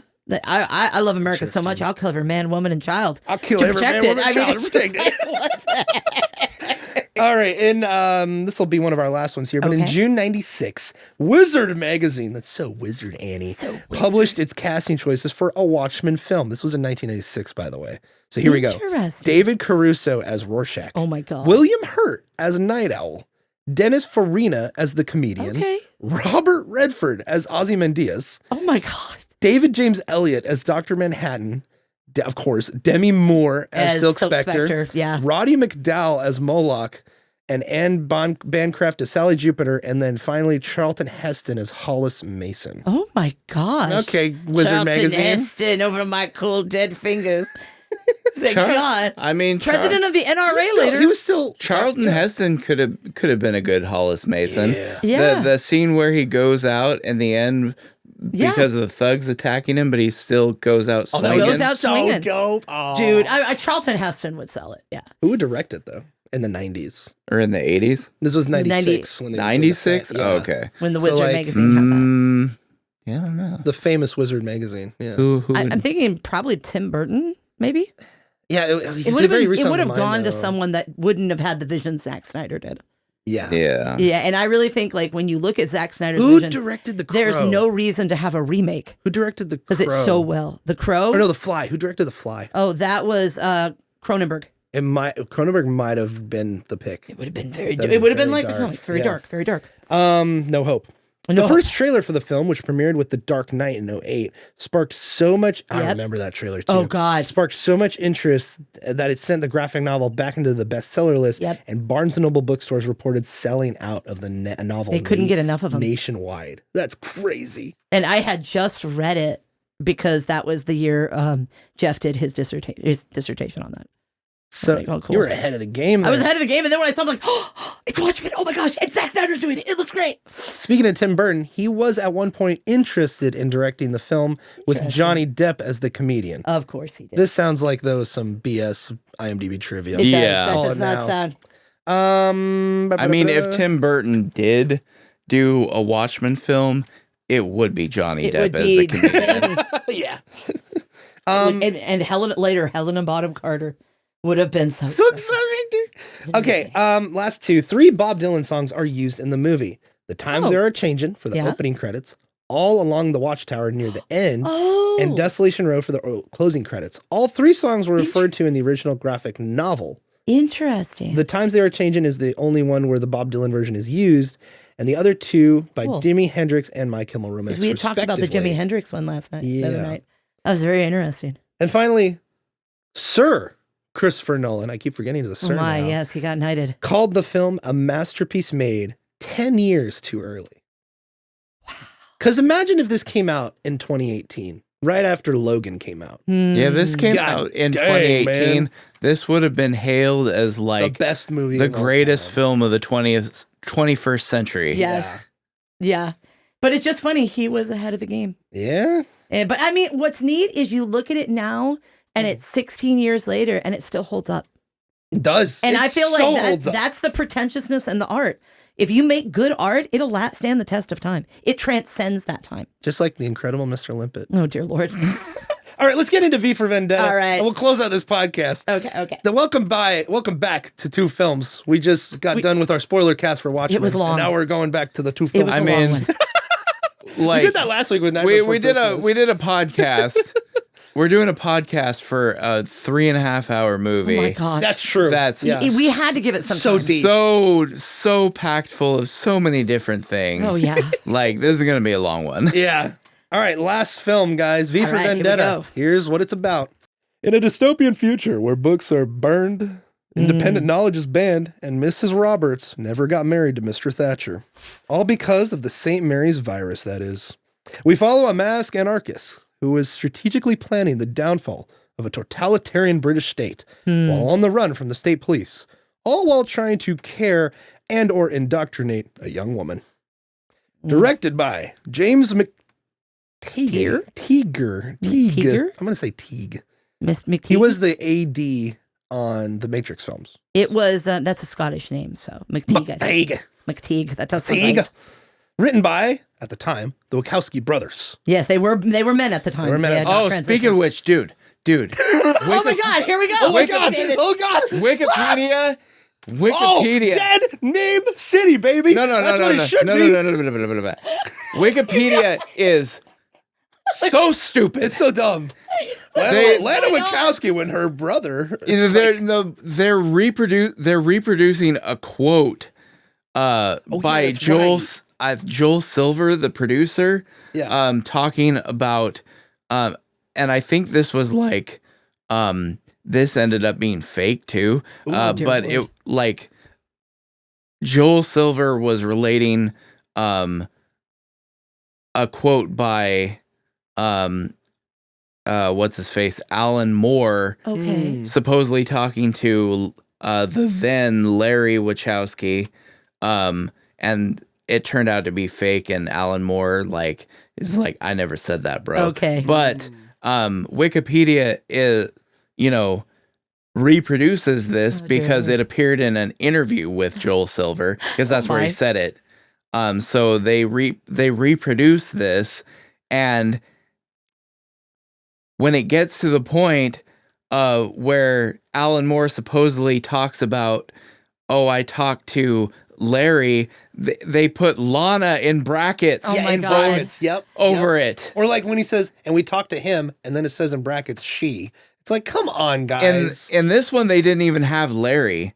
Really? They just put Lana, huh? They just put Lana, but it was in brackets. Yeah. Oh, man. So for those of you who don't know, the Wachowski brothers both transitioned from being men to women. And now they're So called Wachowski there's a lot of sisters, or picky Wachowskis. language and selective language when talking about their earlier films before they transitioned. Yeah. People will not even put it in brackets sometimes, just change it. Yeah, just change it. And you're just like, that's not very respectful to them because at that time they weren't. So And Yeah, it's not even like it's not even something like Alan Moore never even talked to the Yeah. Wachowskis. Yeah, Yeah. Like this is a made up quote. Why does it matter if Joel Silver's made up quote from before they transition dead names them or not? Why does that matter? it's so bizarre. We need It's more so South Park. And I do think you have to remember that Yeah. V for Vendetta came out 3 years Yes. before The Watchmen, and V for Vendetta is one of his graphic novels that's actually set in Britain, Yeah. whereas Watchmen is set entirely in America Yeah. and Mars. Okay, but And other than Mars, those yeah. two things, it's like it's on his home turf, and Yep. he did this after Well, Watchmen. let's get through the rest of this before we dive into the discussion. Okay, real quick. okay, sorry. So directed by that guy, written by the Wachowskis, Okay, based on the comic by Alan Moore, starring Hugo Weaving, Natalie Portman, Stephen Fry, Stephen Rhea, Ben Miles, Roger Alum, beautiful man, Rupert Graves, Tim Pidgett Smith, Eddie Marson, and John Hurt. Oh, the legend. The John budget, Hurt. with a budget of $54 million, box office of 134, runtime of 2 hours and 12 minutes, and released in the year of our Lord 2006. What did you guys think coming back and visiting V for Vendetta? V for Vendetta is one of those films that I watched a lot as a kid. Like it really It never gets old. Yeah, it really captivated me. And like I just loved it. And so I hadn't seen it in a while, so this was kind of like a refresher for me watching it again. And I think what I would call this now is like I would say it's a flawed masterpiece. Ooh, I like that, David. Because I still think it's a great film. I still think it's got great characters. Its cinematography is great. Yeah, the the visuals action sequences are amazing. just chef's kiss. Yes, Perfection. Yes, I agree. The writing is excellent. The acting is The excellent. execution of it, yes. It's such a great film, but like the thematic and story elements are kind of mangled. They're not handled very well. Expound. So she already, Angela already mentioned this a little bit. Like the original graphic novel takes place in I think it's late 80s, correct? yeah, the late 80s. So it's kind of Yeah. like And it's an alternate timeline, just like Watchmen. yeah, so it's kind of like it's this whole sort of themes of like, you know, anarchist rebels trying to take down a fascist government. And the influence it it's- had in our real world after it came out, too, was kind of weird. Yeah, but then so Alan Moore, when he originally created the graphic novel, Which this, by the way, just so the audience knows, this came out before Watchmen in 82, I believe. And then Watchmen was Oh, I after thought it this. was later. Yeah, well, he did Okay. Superman, some Superman comics, and then he did Okay. V for Vendetta, then he did Then he did Watchmen. Watchmen. Okay. So it's really interesting. But yeah, so continue. anyway, when Alan Moore was writing this, he drew a lot upon Margaret Thatcher. And so the conservative authoritarian government of the comic was very much based on kind of a Thatcher-esque sort of vision Yeah. And of for the those future of you, gone wrong. because we are Americans, we are not British. If anybody wants to see an incarnation of Margaret Thatcher, Umbridge in Harry Potter is supposed to be Margaret Thatcher. Oh. The lady dressed all in pink who's kind of this evil lord. And the punk movement of the 1980s hated her. Oh, yeah. I mean, we think people hated Nixon in our country. They hated Margaret Thatcher. They curse her name to this day, and the poor lady died like 15 years ago. So, I mean, it's just like one of those things where it's like she was vehemently hated. And it was really kind of sad because she was a grocer's daughter. And it was the first time somebody who wasn't from a high class got to be prime minister. And it she was a the woman. first woman prime and she was a minister, woman, too. the first woman prime minister. So it was kind of sad how much hate people gave her. She was very progressive for her time. But at the same time, I think it was opposing ideologies within Britain. And there was a lot of rebel anarchy from the 70s and the 80s with the punk movement. Yeah. So that's kind of the setting of the original graphic novel. And then, but when it's translated into film, it's very much like, it's basically like a commentary on Bush 2. Well, they tried to bring it into the 2000s. Sorry, I love how you keep, during the whole saga of Snarp Fangle, you don't say George W. You don't say Bush Sr. You don't say Bush Jr. You say Bush 2, the sequel. I love it. Anyway, I'm sorry. Bush 2, Electric Boogaloo. Electric Boogaloo. There we go. So yeah, the film adaptation is very obviously a commentary on Bush's presidency. But it's set in Britain. Yes. And so it's kind of like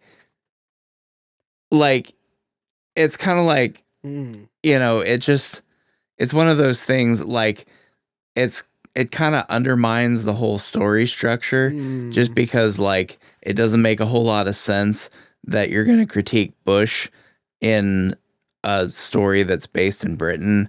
And then you have kind of just like certain other things. Just little flaws here and there with the narration. And well, I would say that, like, you have also another thing that apparently Alan Moore was incensed about is they have a total lack of respect for what British culture actually is. Like the whole eggies in a basket thing. Oh, yeah. That's a total invention. Yeah, that was Because eggs in a basket is an American thing, and the filmmaker simply is like, well, the British version is probably just called eggies in a basket. Oh my God. And so, yeah, Alan Moore actually himself commented on that. He's like, they don't even know what British people have for breakfast. Breakfast here. They have beans.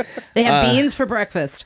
Okay. But then my biggest issue with the story is actually just like, it's kind of more my issue with the ideological sort of thing that it comes from. Yeah. Is it's all based on this kind of like this sort of leftist sort of narrative that conservatives are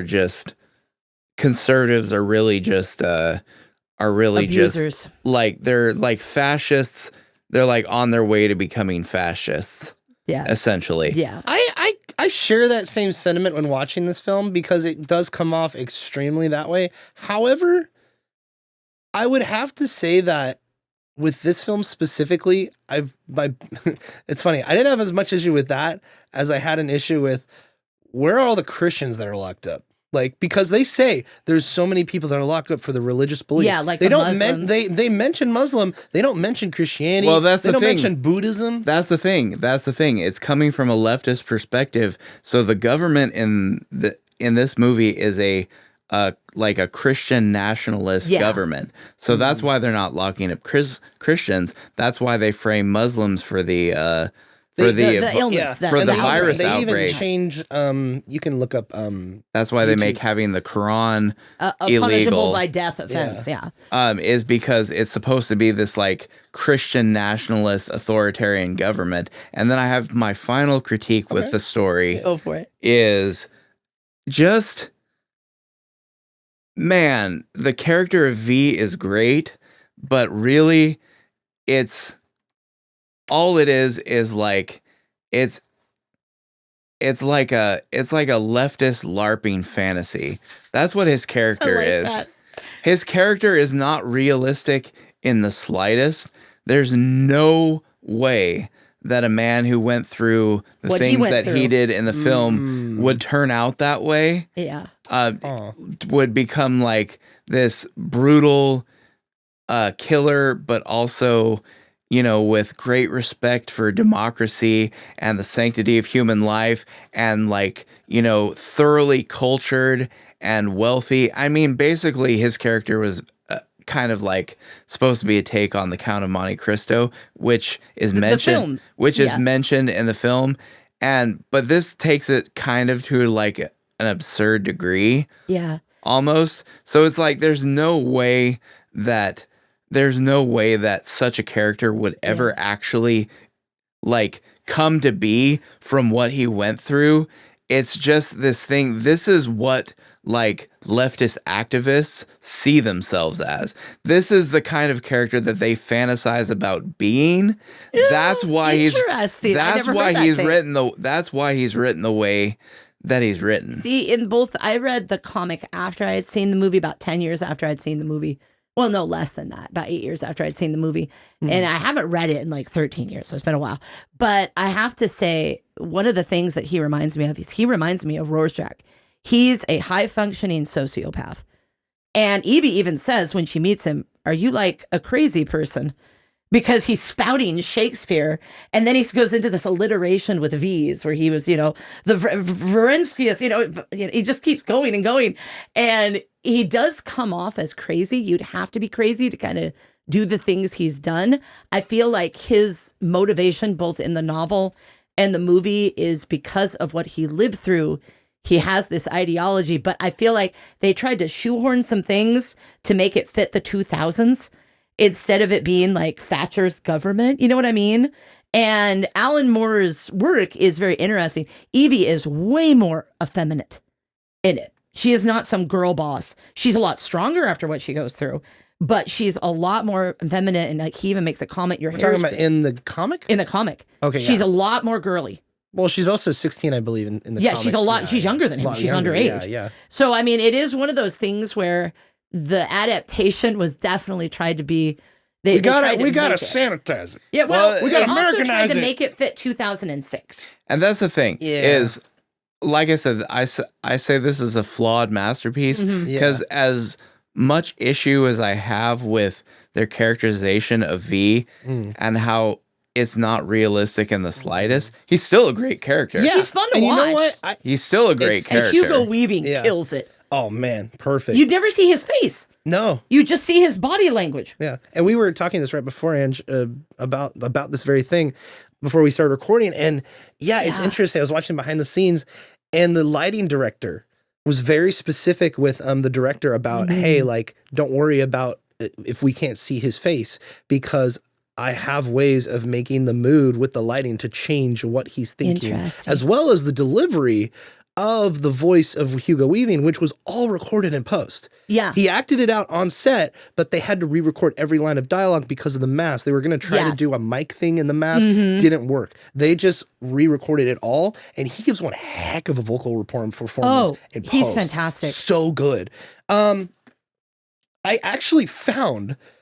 So I copied one of the things from the trivia that touches on the Joel Silver comment. Oh, really? And here's the quote that Moore said. Oh, I'd be interested. So he said that it was blatant lies, in quotes, that Silver said this because he talked about the Wachowskis talking to Moore. So he says, that's a pure lie. And he says this: Moore said specifically about things like fascism and anarchy. The words fascism and anarchy occur nowhere in the film. It's been turned into a Bush-era parable by people too timid to set a political satire in their own country. Bingo. So it's like... That's really brilliant. And he only read the script.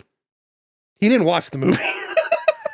And it's funny that League of Extraordinary Gentlemen was the thing that totally made him say, I'm done with this. And then this was like a spit in the face. I think it's for him. Yeah. So I kind of not relate, but I feel bad for Alan Moore. Yeah, basically, it's like I think he kind of missed out too. It's so beautiful. Yeah, Watchmen was a great film, but by that point, Alan Moore had already decided in advance that he was not even gonna bother with any film adaptations of his work at all. Yeah, and it's cool too because even though he said, I'm out of this regard, like, screw you guys, he still said, hey, for Watchmen, instead of writing, you can say he wanted his name out of everything, but for this specifically, he said, give Dave Gibbons or whoever. Oh, Dave Gibbons, who did the artwork. Yeah, who did the artwork. Let it say it was written by him. And so he got the adapted by screen credit, which is really interesting. Of course, Zack Snyder made sure Alan Moore was credited for Watchmen, But also, I think David Lloyd was the guy's name that illustrated Watchmen as well. So that Yeah. was they were both credited. And can I kind of run down the plot really quickly? Because I know we've talked about the flaws. Let me kind of maybe focus on some of the good stuff we like. Yeah. But I mean, it really is. yeah. I like what you I wanna said, go David. back to that It is later, a but yeah, go flawed for it. masterpiece. That is really brilliant. So I will say that I had never read the comic of this when I saw it. And I think a lot of the performance and execution was what made me fall in love with the story. I also love the fact that he was spouting off like literature, and I taught English for 25 years. So it's like I do have a soft spot for that. Yeah. But I also thought there are some things in there that Moore has in the comic that really translate well. Like the idea, like that quote about ideas. You know, under this mask, it's not just a face, it's an idea. Mm-hmm. And I think in the narration at the beginning of the film, she even said, you know, they talk about Guy Fawkes, who, for those who don't know, over in Britain, there is 5 days after Halloween, you have Bonfire Night, which is Guy Fawkes Day, where they burn all this stuff before the winter comes. And it commemorates someone who tried to kill, I believe it was King James the First after Elizabeth the First died. And he was going to it was called the Gunpowder Plot. And he was going to put gunpowder under the throne, light it, and blow him up, and they caught him. Well, I think it was under Parliament, I believe. Yes, but it was where the king would be it was sitting. when the king. Okay, gotcha. And so he wanted to get rid of the king and Parliament, and which is what the show echoes, you know, because he wants to blow up Parliament, the seat of British, you know, tyranny. And I have to say, like, some of the fascist stuff that they show, I don't think it's just talking about the Bush era. There are times in British history where it was just a people think, oh, the Magna Carta, it was so democratic. Yeah, but it was only for rich lords. It was like, give me a break. That wasn't democracy. What I'm saying when we talk about it being like a Bush era parable, like that quote says, like they're not viewing Bush through like a realistic lens. This movie is like basically this movie is like the deranged leftist mind. I agree. The horrors they imagined that Bush did, or would have done. Yeah. Is what we see on screen. Yeah. Well, and part of it is, I think it's a fantasy. It is a fantasy. Yeah. But I also think that there are some things in there that are kind of timeless that Moore talks about. Yeah, like isn't that a difference between the comic and the movie? The comic kind of has him be more brutal, has him be more of a pure anarchist. Yeah. Versus in this, he's more of a freedom fighter, and he kind of goes against the anarchist he's a kind of punk. way. He's a punk rocker. Yeah. He's a rebel. That's pretty much what it is. What's ironic about that concept is you see what they have are Guy Fawkes masks. It's this very elongated white face with a twirling villain mustache and a little goatee, and they will wear them out on Bonfire Night, and it's kind of like this weird energy from Halloween, which they've adopted in Britain. And the 1st of September is called Bonfire Night, and then you have Guy Fawkes, so you kind of have this week of like troublemaking and stuff, and people are partying. And what was ironic is when the Occupy Wall Street movement started in 2011, people took Guy Fawkes masks and wore them so that their identity, there was even a picture of someone in a Guy Fawkes mask on Time magazine. Yeah. And then later, when they started protesting and doing weird stuff during COVID, they wore them again. Oh, boy. So it's weird that it's been assumed by our culture a couple times as like this freedom fighter thing, and we're going against the system. And I'm just kind of like, yeah, but you're looking at the movie. You're not looking at the original work. I mean, that's the thing. That's why it became such a iconic symbol of resistance is because of the movie. Yeah. Yeah, and I think like so to get back to the movie, sorry about that digression. I go on sometimes rabbit trails become freeways sometimes.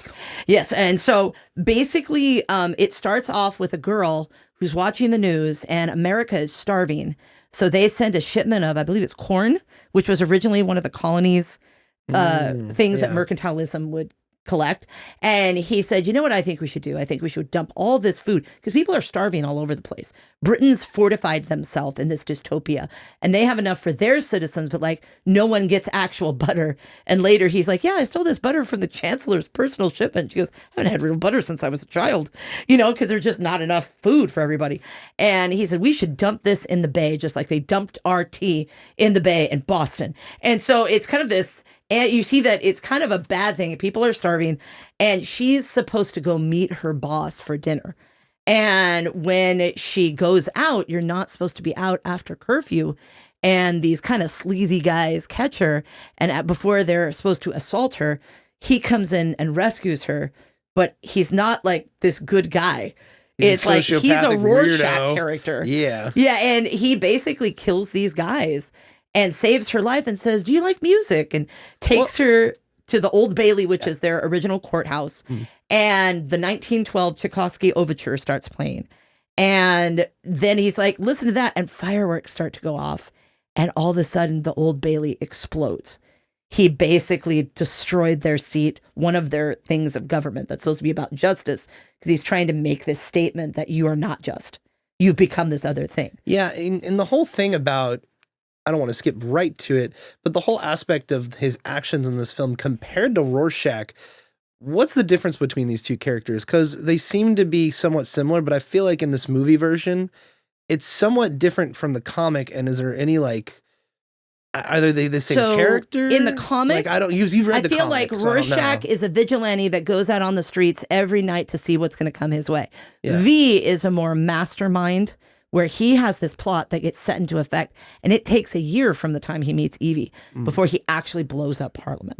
And what he promises he's going to do. Okay. And the reason he's doing this is he was wronged by certain people that were in this government. And all of a sudden, certain people in the government start dying off one by one, and he's systematically killing them. And as you go through the story, you're watching it through Evie's eyes. And Evie is like kind of this young girl. There was a horrible disease, this outbreak.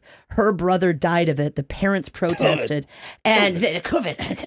And she ends up getting, the parents end up getting taken by the government, and their bodies are never found. They're never seen again. They're erased. And she is left to try to fend for herself in this world. So she's scared of everything because of her experiences. Yeah. And what happens is he shows up to where she works. And I think he takes her badge or something at this time and gets into the building and holds everybody hostage.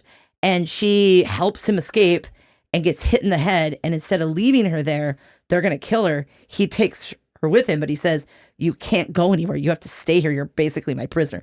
It's like a Beauty and the Beast scenario. Isn't there a difference, though, between Rorschach and V in the sense of he disguises these people as him, and so one of them actually ends up dying because of it, versus Rorschach, who just wants justice for the evils that Rorschach is just, I think, a vigilante that realizes crime's never going to rest, so I shouldn't either. All right. Whereas V, I think, systematically planned this to get back at people that ruined. I was just talking about life. ideals. Ideals, I think Rorschach is one of those people that his ideals are, I will not compromise what I'm going through. Yeah. Whereas V is like, I'm going to carry this out.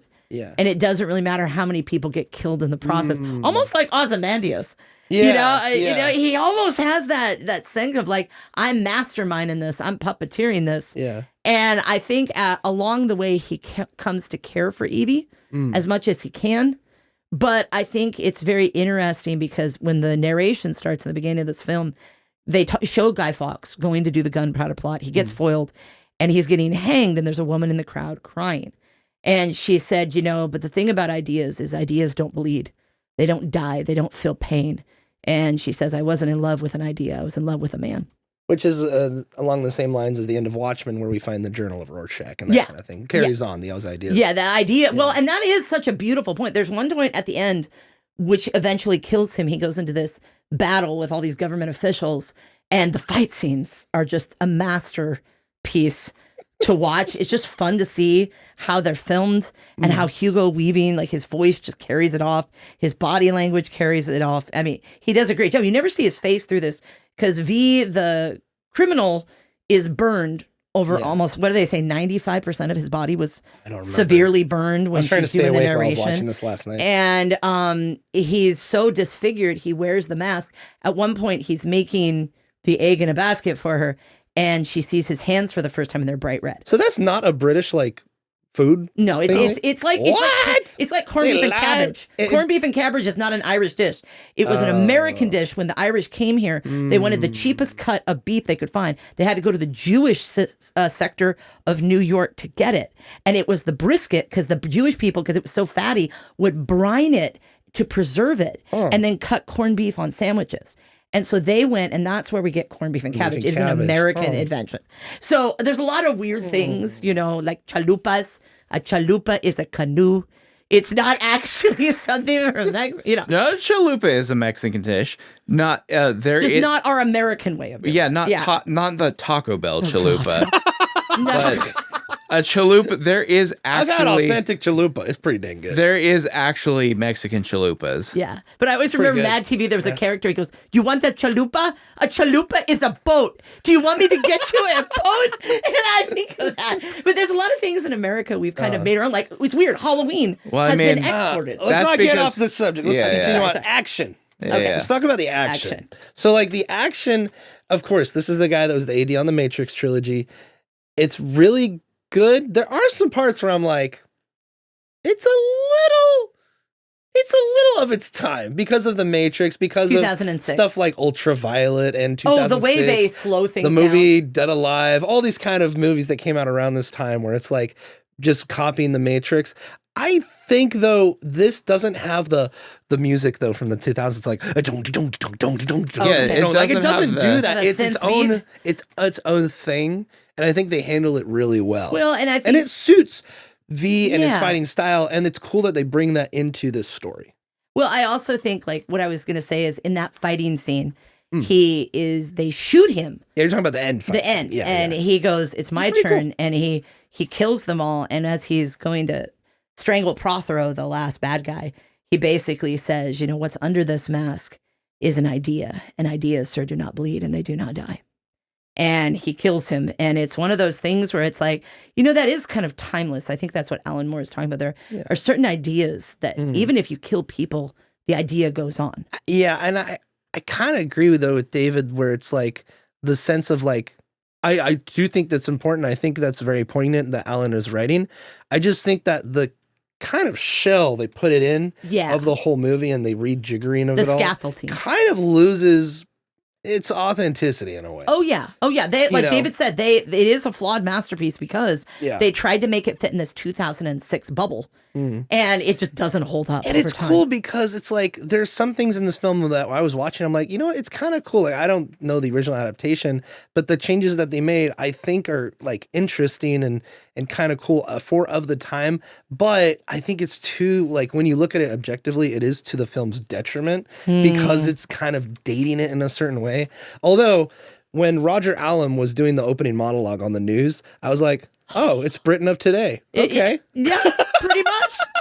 Like the surveillance state that it is. And, and when he mentions immigration and all this thing, I'm like, but wait a second, what? And so it's like that echoes back to your conversation, David, of the liberal, far leftist fantasy of what the if I was going to go against a man, right conservative stuff was to rule. Exactly. And the thing is, too, it's like, it's one of those things like, it's kind of like, a broken clock is right twice a day kind of a thing. I like that. That's a good analogy. It's like the whole construct of the film is really just like leftist fantasy. It's entertaining, but you know what's also a leftist fantasy or it might be a right-wing fantasy is, what's the movie with Dick Cheney that Christian Bale plays? What's it called? I can't remember. Dick Cheney? Yeah, where Christian Bale plays Dick Cheney. Do you remember? And Guy Pearce plays it W? Bush. No, Guy Pearce is Bush. Not Guy. No, that's sorry. Who plays Bush in it? It's not Josh Brolin. It's Guy from Sam Galaxy Rockwell? Quest. Sam Rockwell plays Bush in that movie. I know what you're talking about. I can't remember what it's called. It was a critique of the Bush era. Vice. That's what it was. Yes. That's fantasy. That is a fantasy. But like, so it's basically. I'm sorry, I just totally sidetracked it. It's fine. It's fine. So it's like this movie is basically like leftist fantasy. Yeah. But at the same time, it's really funny how in certain ways it was kind of prophetic. I know. Yeah. Right. It was, dude. and I think it's. Well, I have to say the things that I like about this movie versus the flaws. I like certain things they talk about. Yeah. I think it's important. I don't care what. The dialogue's great. Oh, the dialogue's great. The execution of that dialogue is great. The performances, every actor is awesome. Given in it this their movie. 100, given I it mean, 100. I don't know. Natalie Portman. I'll make a case against that because I was on the same boat, and then I saw like The the more scene you of her watch it- breaking down, the Yeah. scene of her getting her head shaven off, the scene of like everything that happens after that in her performance. I'm like, you know what? I was kind of annoyed by her character, but after that whole like indoctrination, like brainwash stuff, she like brings it, and I think she handles it really well. I mean, she does a good job in certain parts. She is the weakest part, I will say. She's not but like British. she That's pretty much it. Let's be honest. she just her overall performance is lacking. I feel there are like- certain things that she does really well.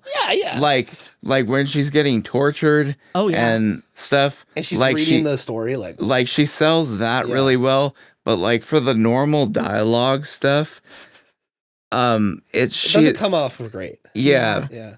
I don't know who said it.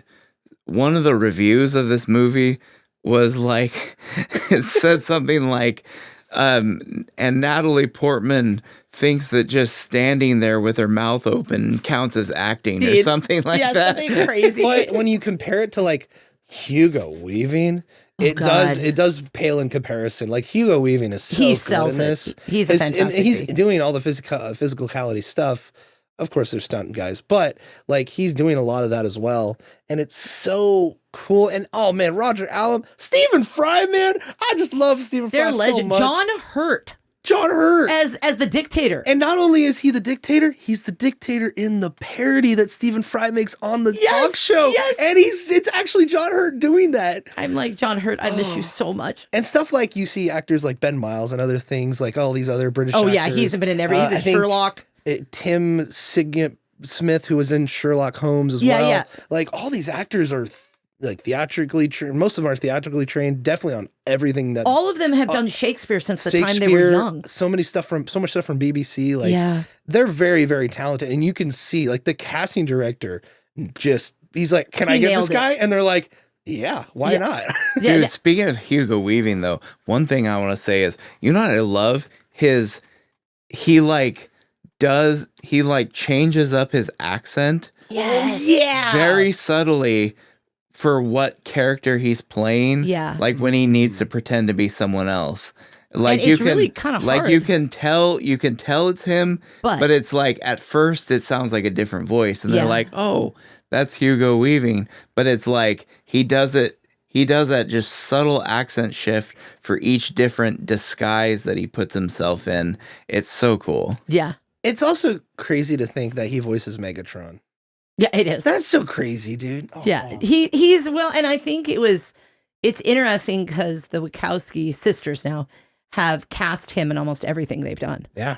and it really speaks to his credibility. I mean, it's really Well, like the hard to Wachowski look at Mr. misters. Smith and think of Lord Elrond because he's such a different Yeah. character, Yeah. you know. Same and with Peter Jackson. He's in pretty much everything Jackson does now. yeah, Like he was in Mortal Engines. he's in and that Mortal kind of thing. Engines too. Yeah, So I wanted to get your guys' thoughts real quick, or not real quick, however long you want, about the duality of the birth of V and then the birth of Evie later on. And that kind of, I don't think juxtaposition is the right word to use, but the right mirroring of those two things and how we see history repeat itself. And he did what he enacted on what he went through to her and then radicalized her through that. because she's so scared of everything. It just goes to show this guy's not a good person. No, and what he But- does is brutal to her. Yeah, but it's like, it kind of makes sense. Well, I think what it is if you have to push someone, it's like when someone goes through military training, you tear them down and build them back up. Wasn't she You in tear G.I. them- Not right after this? What? G.I. Jane? No, no, that not was G.I. Demi Jane. Moore. That's you're right. That was Demi Moore. Okay, gotcha. Sorry. Okay, yeah. Sorry So about I that. know, but it was another girl boss Black character. Swan is what I'm thinking of. Oh yeah, Yeah, that's that was it. nasty. Okay, yeah. You know, I actually kind of enjoyed that movie. You know, you should watch The Wrestler, David. Oh, the wrestler. I'm Mickey pretty sure Rourke. I'm pretty sure I've seen it, Okay, or at least anyway. I've seen parts Everybody of did in it. 2009. But I will say this. I think it's like the military. What I was saying is you tear someone down physically and psychologically, and then you rebuild them to be a Rebuild them, soldier because you yeah. have to make them go into battle without fear, or at least have a modicum of control over their fear. And there's some individuals that can do that automatically. And that's, sometimes a dangerous place to be. But I think what he does to her is what was done to him. And it's to get her to that place without fear.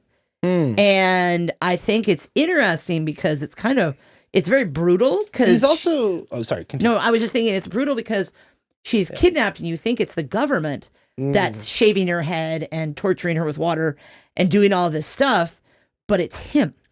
And it reminds me of that weird thing where there's a Walking Dead episode where this person's crazy and they put him in a cell, but the door's never locked.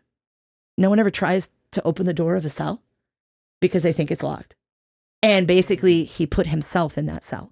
And that's what Evie's journey reminds me of, is that she's already in this prison of fear and going through this cathartic experience of basically reading this woman's story and realizing it's like, wow, it's not just me suffering. Chelsea said it on our podcast when we did Arcane League of Legends. She said the best thing to get you out of your own suffering is to help someone else. Oh, yeah. And I think that's kind of where psychologically the turn comes for Evie. Now she's pissed when she gets out of she's there. so mad. She's mad at him, and I was pissed. The first time I was like, you a jerk, But it is interesting how he says, you have a choice to make in this moment. You can go back to the way you were, or you can live without fear. And later, when she leaves, and then later comes back, she's like, I ran into a covert, and they didn't even recognize me because I was such a different person. Yeah, and I think, and also him shaving her head, not only did they do that in World War II to people in the Holocaust, but it's also a sign of the punk rock movement.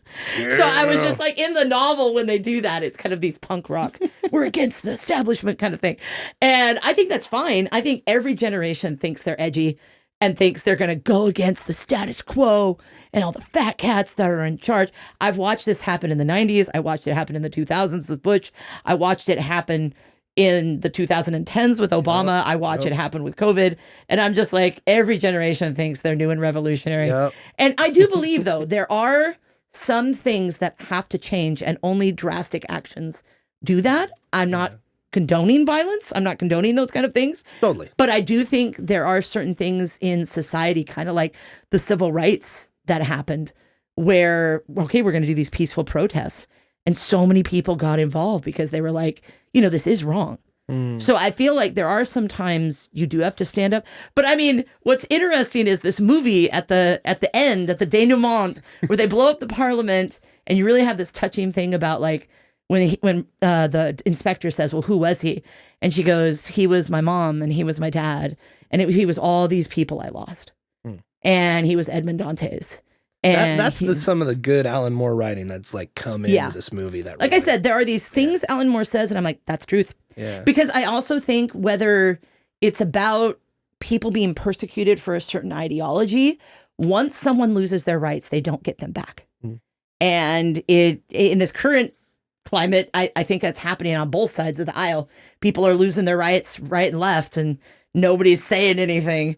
And I think, that's going to come back and bite you. Because once one person loses their rights, it's going to affect everything, And I think what's interesting is, though, at the end, they got the Rolling Stones song, Street Fighting Man. So you hear Mick Jagger's voice and this steel guitar, and it works. It works for the film. But I'm just like, when that started playing, it was like 2:15 at night. I'm like, all right, Jake. Alt F4, I'm going to bed. Just like, I'm going to go to sleep. It's like, oh God, no. Mick Jagger, put your tongue away, please. I'm going to go to sleep. Yeah, I know. Mick Jagger, No, but I feel like that's something we should do. We should do Jumpin' Jack Flash with Whoopi Goldberg. That would be a great one. Yeah. What would we pair that with? I know. I would have to think about that, but I'm just saying peak that would analysis, be a good one. Jumpin' Jack Flash. If you thought Mr. Limpet was weird, David, you ready to watch Whoopi Goldberg? Whoopi Goldberg in the Cold War using the first internet connections they had at a bank. It's such a wacky to movie. Talk to a spy. I love how. And it's hilarious because she's Whoopi Goldberg. I've seen that. I can't believe. It's got a bunch of British actors. It's hilarious. John Lovitz is in it. And at one point, they gave her truth serum. And she goes to Eve Arden, and the security guard's like, ma'am, you can't come in here. She goes, what's your name? And he goes, Larry, ma'am. She goes, listen to me. Do you like your job? No, ma'am, I don't like my job. And she goes, do you want to work here, Larry? Or do you want to live? And he looks at the thing, and then he looks at her and he goes, I quit. And she just walks right in. And it's hilarious. It is actually comedy. It's dated because of the time period. Yeah, definitely. But it was the first time people had internet connection. I think it's 87, 86. Out of all the Snarp Fangle episodes we've done, oh my God, the Two Alan Moore Adaptations episode is where Jumpin' Jack Flash came up, and I don't know why. Because awesome. We were in the 80s, but I have to say, like, she's fighting against the system. She's fighting against the system. She's V. And it's just interesting because I think the concept was we're moving towards the end. Why can't we? Because everybody was very much Watchmen. Everybody thought we were going towards a nuclear holocaust. I remember living in that time, and people are like, it's worse now than it has been in the last 50 years, or 40 years since the war ended. And I remember just people having fear. And so, of course, we go to dystopias. Why wouldn't that happen? But I think some of the stuff Alan Moore says about, maintaining, like, just, I don't know, there's just certain things in that, like, where he says people should not be afraid of their governments.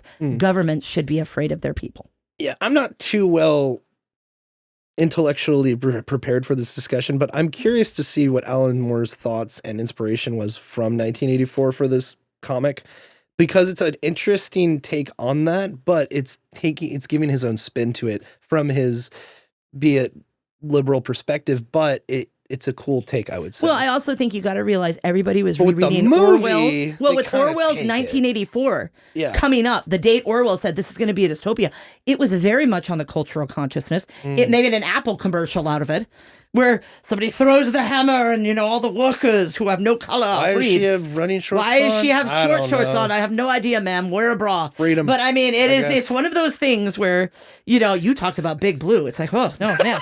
Man, please. Those legs can shine so you much. Can that's what I think she says in Jumping Jack Flash. There's this. Right. The guy keeps breaking into Russian programming, and this black and white she lady comes on and is doing exercises, and John Lovett's character from Saturday Night Live. Oh my God. John Lovett's like, oh my God, baby, you could break bowling balls with that thigh. And I think, and what's his name? Who was in Small Soldiers is in it. Phil Hartman. Oh, that's right. And he's in it. Go on, baby. Break bowling balls with those thighs. What if we pair that with, like... We could totally do 1984. You must involve me. You must involve me if you do that. I'm joking. Okay. Now, you can be involved. I will say that it's one of those things that... Oh, and by the way, Phil Hartman, the way he died was his wife was struggling with mental illness issues, and she closed her children's doors and shot him in the head. And then ended her own life. I thought it was a dude that broke into his home. It was her. And then she took her own life. It was tragic. Everybody was those kids had she didn't hurt the children. Whoa. But she had been struggling with mental illness, and he had been by her side the whole time. And she just was like, it's better if I end it so he doesn't feel guilty. Oh, God, it was heartbreaking. Phil Hartman's story, and everybody, John Lovitz, it wrecked him. He couldn't do anything. I think Rat Race was the first thing he did in a long time. And John Lovitz. John Lovitz, because he was best friends. They were so close. Yeah, but I mean, it is one of those things. I was listening to your podcast go, no, it's way more tragic. But I mean, it is one of those things where, I think sometimes things happen and you're just like, that gives me pause to think. And I think that every generation thinks they're edgy. Oh, but I also feel like whatever they're going through, there is something evil about tyranny. If that makes sense. Like, I think Dumbledore says it best in the 6th Harry Potter book, where he says, you have any idea how much tyrants fear the people they oppress? Because they know it's only a matter of time before one of them rises up and overthrows them. And that, in my mind, like what Alan Moore does, looking at the state, looking at how much control we give the state, and not letting people have rights. I think it's also a thing about British literature in general. You mentioned J.K. Rowling and her perspective on that and her commentary on certain things. I think we actually kind of touched on this in the kind of other side of it with Rocky Horror Picture Show and the kind of the obscenity of British pop culture of that time. But British writing and literature itself, and it's probably because of just the history of the crazy long storied history of that country in general. And you know why Marx... And Europe itself is because of the storied history. Well, the Marx and the monarchs and monarchs as well. Who had the control. Well, and in Britain, they were very smart From an American's perspective, that's just for the me. British were very smart because the reason Marx, who wrote the Communist Manifesto with Engels, ended up coming to Britain was Britain's like, we're not going to censor anything. And then it was never a problem. Yeah. And that only happened after they watched what happened to other countries. And it's very interesting that they got rid of a lot of their censorship laws. It still was at the local level and the state levels. Yeah. But it is interesting that the British always had that freedom. Yeah, it's funny because you say that they had always had that freedom, and now in modern day Britain, yes, it is the exact opposite. It's the opposite. I know, it's ironic. And all the old British writers, including J.K. Rowling, are like, no. This is like they're big opponents of that. Yeah, So, and I think it's because it's just interesting when you think about that. Now they're saying, at least at the academic level, it's not going to trickle down probably I for wonder another. if Sobia, my coworker who's British, is going to listen to this. Okay, love you, Sobia. We apologize. We apologize for being sweaty offensive, Americans. Yes. If we apologize if we are missing some cues. You probably. I'm not apologizing for the BB Big Blue.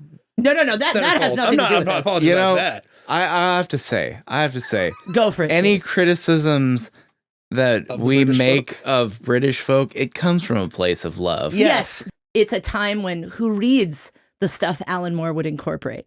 Like, I'm listening to V quote that when he sees the fingermen in the beginning, and I'm like, oh, that's Macbeth. Yeah. But how many people could say that without looking it up on their phone? And that's one thing I loved about I wouldn't get it because I hate Shakespeare.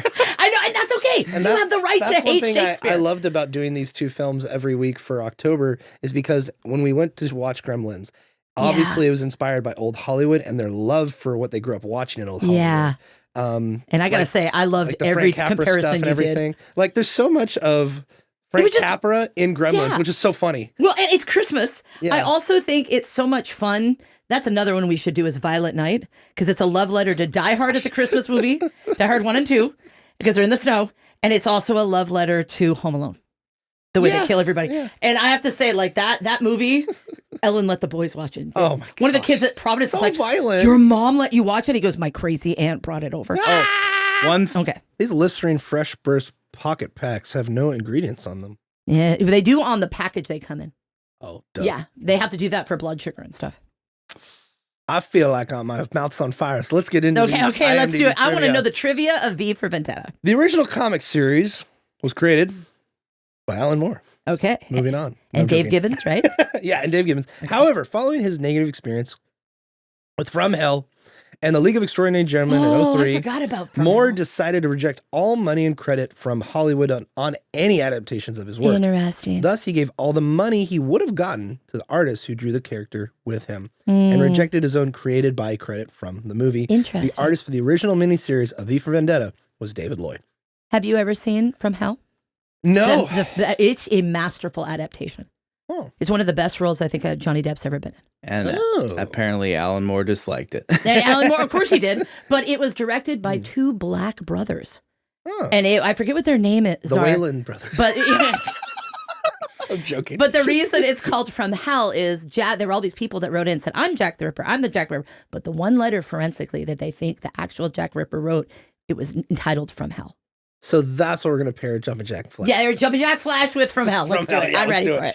All right. Anyway, number 2, Hilary Henkin wrote an early adaptation of the graphic novel, which was singled out as one of Hollywood's best unproduced scripts in 1993 in a 93 Los Angeles Times article. Her script was described as a, in quotes, wild, over-the-top saga and a cross between, in quotes, Les Miserables and A Clockwork Orange.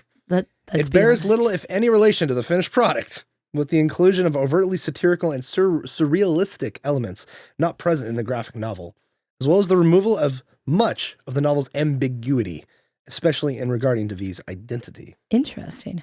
So somebody wrote it, spec script. Somebody had their Beauty and the Beast fantasy. That's really what it is. That's pretty much. They wanted this monster to take Evie. They were watching Ron Perlman. They're like, God damn. I know. Everybody was like, that TV series, Beauty and the Beast. George R.R. Martin, baby. Had such a following that people were going to the sewers in New York Dude, to try and find entrances to the secret society with the homeless people in 1988. What you tell your children is, we're going to go find the Ninja Turtles. Saturday Night Live was making fun of it. And the single mothers were like, no, I'm going to find Ron Perlman. And it's like, Saturday Night Live is like, stop going to the sewer, people. stop doing it. They did like one of those news reports. They were like, it's okay. The What's homeless going on with the people sewers in New York? You got I know. turtles, you got Ron Perlman as Beast, Alligators you got supposedly Jews down there. crawling out of the sewer Jews system. crawling out of Like, the what's going on in New Jews York, and man? tunnels. Jews and tunnels? What's going on over there? History has not been caught for that. Okay, speaking of Jews and tunnels, Natalie Portman's head buzzing scene was filmed in one take. Director James McTeague would use about 3 cameras in the scene. I can't listen to you. I have not lost it this bad in a long time. I didn't know this would get so unhinged. Okay, where was I? The secret police are called fingermen. Ooh, because... Oh! Excuse me. Oh! It's like a Sopranos episode. Oh! Because I'm just skipping it. Basically, the whole body of the government's a body, and the finger men are police. Okay, That's moving on. Historically, that's how Yeah. Britain sees it. They call it the body politic. Well, Oh they're my not the God. they're not the police. They're like the Or the finger men are the... they're like the agents. they're like the Like brown beat cops. shirts. They're the beat cops on the beat, walking around, making sure everybody's in curfew. They're the they're like Hitler's brown shirts. Yeah, it is Gestapos. They're Gestapos. In the comic, illustrator David Lloyd often subtly changed V's Guy Fawkes mask to suit the mood or tone of a particular scene. The filmmakers considered designing several subtly different masks, but they ultimately decided to alter the shadows and lighting in post-production. So that was actually what we were talking about earlier, where the lighting director was like, besides the voice, besides the mask, besides the posing and the performance of Hugo Weaving, we're gonna use also lighting as an effect to it, which is really interesting. You know, that is really fascinating. That is.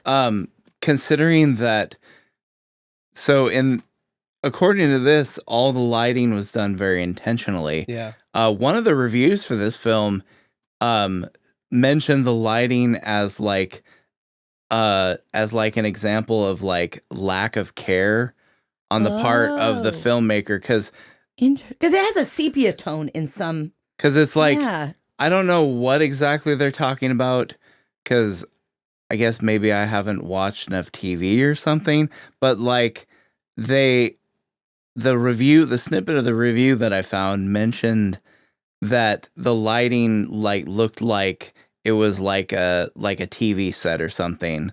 Like they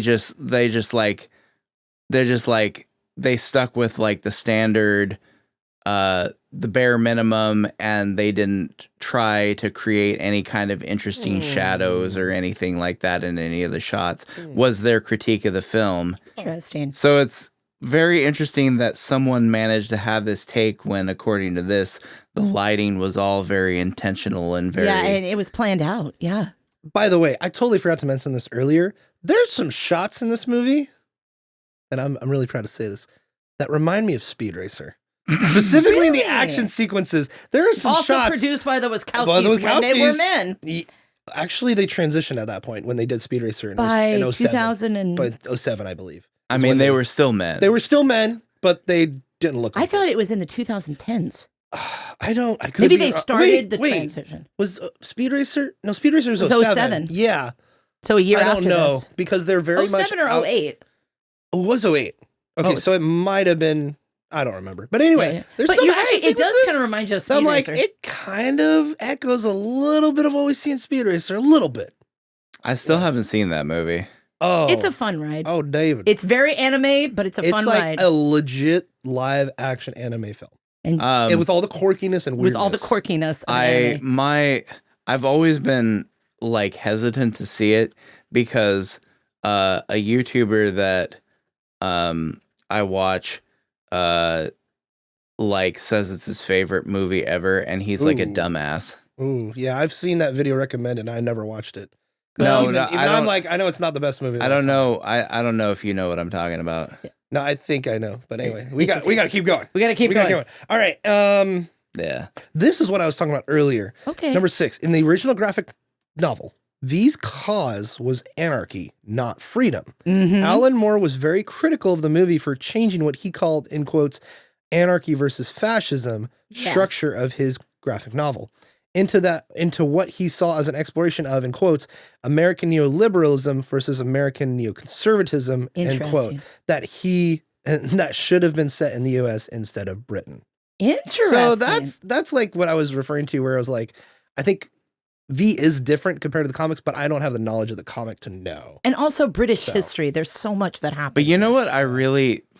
So this was Moore saying this? Yeah, that it was anarchy versus fascism. So who said it was? Conservatism versus neoliberalism versus neoconservatism. Alan Moore said that. Okay. Yeah. So that right there shows that he doesn't understand American politics at all, because whatever V is in the film, he is whatever V is in the film, a neoliberal is not what he is. Yeah, no. And also neoliberalism and neoconservatism in the early 80s were very different than they are. Yeah, very. Even in the 90s. I mean, hell, conservatism today is different from 20 years ago. Or 15 years ago. 15 years ago. Like, the term neoliberalism doesn't even refer to the U.S. conservative versus liberal. That's a great point, too. Yeah. Thank you for saying divide. That. Like, exactly. Like, the term neoconservatism as it exists is not connected in any way to the term neoliberalism. Yeah. And that's why that's a great point, David, because especially when you look at British politics versus American, the conservative and liberal versus Britain versus American is different in general. Well, so it's like you get your wires crossed when you're talking about this, and Alan Moore being British, not might also, to be fair, pal, might not fully understand our side of stuff too. Well, and so it's weird. In Britain, it's the Labour Party versus Labor was the people, the common people, Lords. No, it's Labor and Conservative. Yeah. But when they have the different houses, the House of Lords used to be the rich people.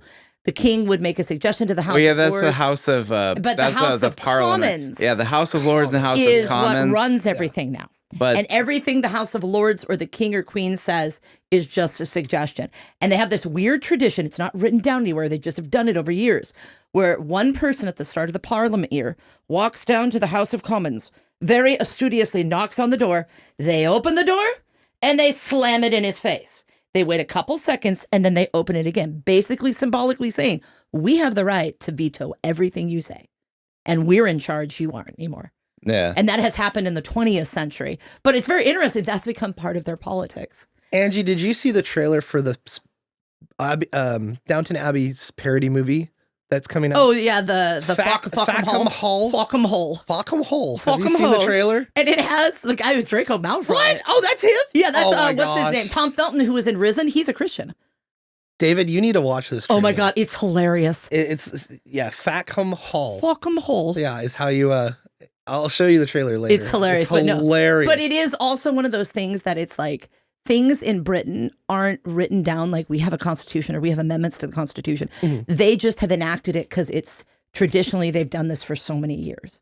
Yeah. It's very, very interesting, the thing they do. But now it's like even the House of Lords has no power over stuff other than to make suggestions. The House of Commons runs everything, and it's the Prime Minister's decision, not the royalty. I was about to say something, but I was going to get canceled for it. Sorry. Yeah, but I just find it very interesting that he's like, oh yeah, it's neoconservative versus neoliberalism. First of all, neoconservatism is a word that's not even widely used, so most people probably use it differently.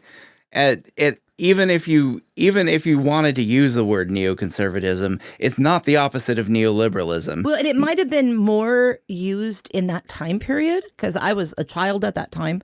But I can't ever remember hearing those words other than later when they were talking about how the distinctive parties were changing. Okay, well, see, neoliberalism is actually an umbrella ideology. Mm-hmm. Neoliberalism is kind of like the post-Reagan sort of globalism, free market. It's a free market economy because it was in direct opposition to the communists and what they were doing.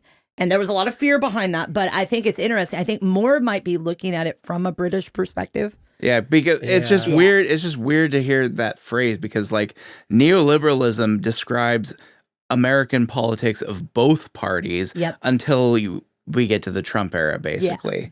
And it might have been different in 83, 84 when he was talking. True, I don't that know. is a good point. Yeah. But I mean, context. Yeah. We have to do context. Yeah. But at the same time, it also sounds like someone looking at someone else's country going, yeah, there's like so many aspects throughout the whole podcast. We've been looking at the politics of Alan Moore. But like you said, I think its context is what it breaks down to because it's in the 80s. Well, he British. didn't say this in the 80s. No. Oh, yeah, you're I thought right. he You're right. did say it. Well, no, because it's talking about the movie. He's talking about the movie. Okay. So he says he's saying this that's true. at the height of neoliberalism. Yeah. Okay, that makes difference. All right, last couple here. Okay. The domino scene where V tips over black and red dominoes involved 22,000 dominoes. Yep. It took 4 professional domino assemblers 200 hours to set it up. I don't know if I believe that, but I believe it took a long time. It took like for them. 3. Wait, 22,000? Oh yeah, I totally get 200. Yeah. All right, number 9, last one. For the scene when V emerges from Lark Hill, stunt double Chad Stahelski literally walked through fire, wearing just a special fire-resistant gel and a G-string. Stahelski's body temperature had to be lowered before the scene was shot. Oh my gosh. And luckily, it was 3 degrees below zero the night of the shoot. 15 minutes before a take, he would put on ice-cold flame-resistant clothing. Oh my gosh. And once he took them off, he would be covered with fire-resistant gel, which had been icing all day long. Chad Stahelski's name might sound familiar since he was the stunt double of Keanu Reeves in the Matrix films and went on to have his own career as a director of the John Wick film franchise. So he was one of the stunt guys who were like, let's push it. Let's see what we can do. But that makes sense. He was the one that did the stunt. Because, I mean, there's so much danger involved in that if you're just wearing a G-string, sir. I mean, you have my respect. All right, well, what are our final thoughts on these two more adaptations? And I'm interested to see if we could incorporate League of Extraordinary Gentlemen somewhere. Maybe in 2 half-assed films. Maybe that one.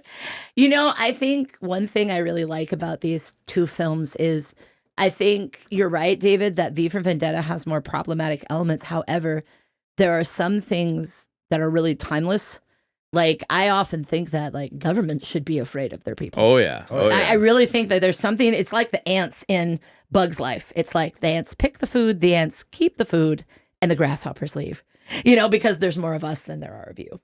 And I think there's something very powerful with that idea that you don't get just to lord over people, that, you know, there is something about asserting your beliefs and your identity and your freedom in a way that's important. I mean, well, I think I don't know if anarchy is the best way to do that. Yeah, and I think that's the fear a lot of people have when they think about it from that concept, and when they push back on that concept of the ants and stuff like that, is because we've seen multiple times throughout history, especially in France, about anarchy and rising up, especially in Russia too, where just regime after regime after regime is tore down and replaced. I won again! Wow, and then it's like, look at that, yeah. And then a new regime is replaced, and it's just as bad as the old, if not worse. And I think there's something very. I think that's where the pushback of that comes from. Well, but this is a fantasy dystopia that had elements thrown into it from modern day stuff that kind of is outdated. I think though what's interesting is there are some elements about resisting things you disagree with, and whether you do that through peaceful resistance, whether you do that through protesting, whatever it is.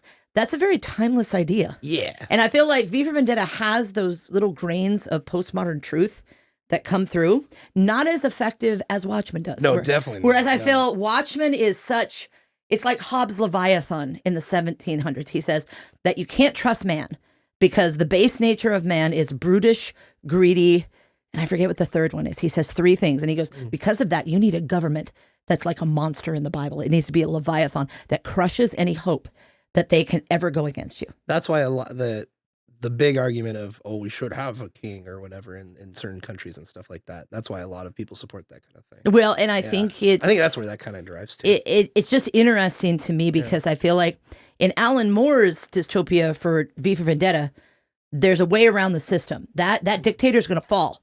And when he does, there's an opportunity to get a better form of government in place. However, with Watchmen, even if you broke it down and rebuilt it, there's still anti-heroes that are running the show. Yeah. I mean, who have you really traded it for? Yeah. And I feel like there are some things, especially in the current climate, that it's like, I can't control things. And it's like the Serenity Prayer. Give me the grace to control the things I can and let the other stuff go. Because it's Yeah. like, I can't control the war in the Middle East. Yeah. I can't control the war in the Ukraine, but I can be nice to the person at the grocery store. Mm-hmm. You know, and I feel like that Watchmen kind of leaves you with that it's no way you can stop, nuclear powers going to war, but what are the things you can change in your own way? You're going to bring up the quote from Gandalf from The Hobbit. That's the J.R.R. Tolkien quote about, sometimes the best thing you could do is to... Oh, you're talking about the Frodo, the one he gives Frodo? Yeah. Where he says, Frodo says, I wish the ring had never come to me. Yeah. And Gandalf says, so does all who have to live through such times. And he goes, but that's not for you to say. Yep. Your choice is just to discern what you're going to do with the time you've been given. Man. And I feel like as Christians, we're kind of called to the same thing. I think it's important as a Christian to have your own political beliefs, to have your own take on what you will put up with as a citizen and what you won't put up with as a citizen.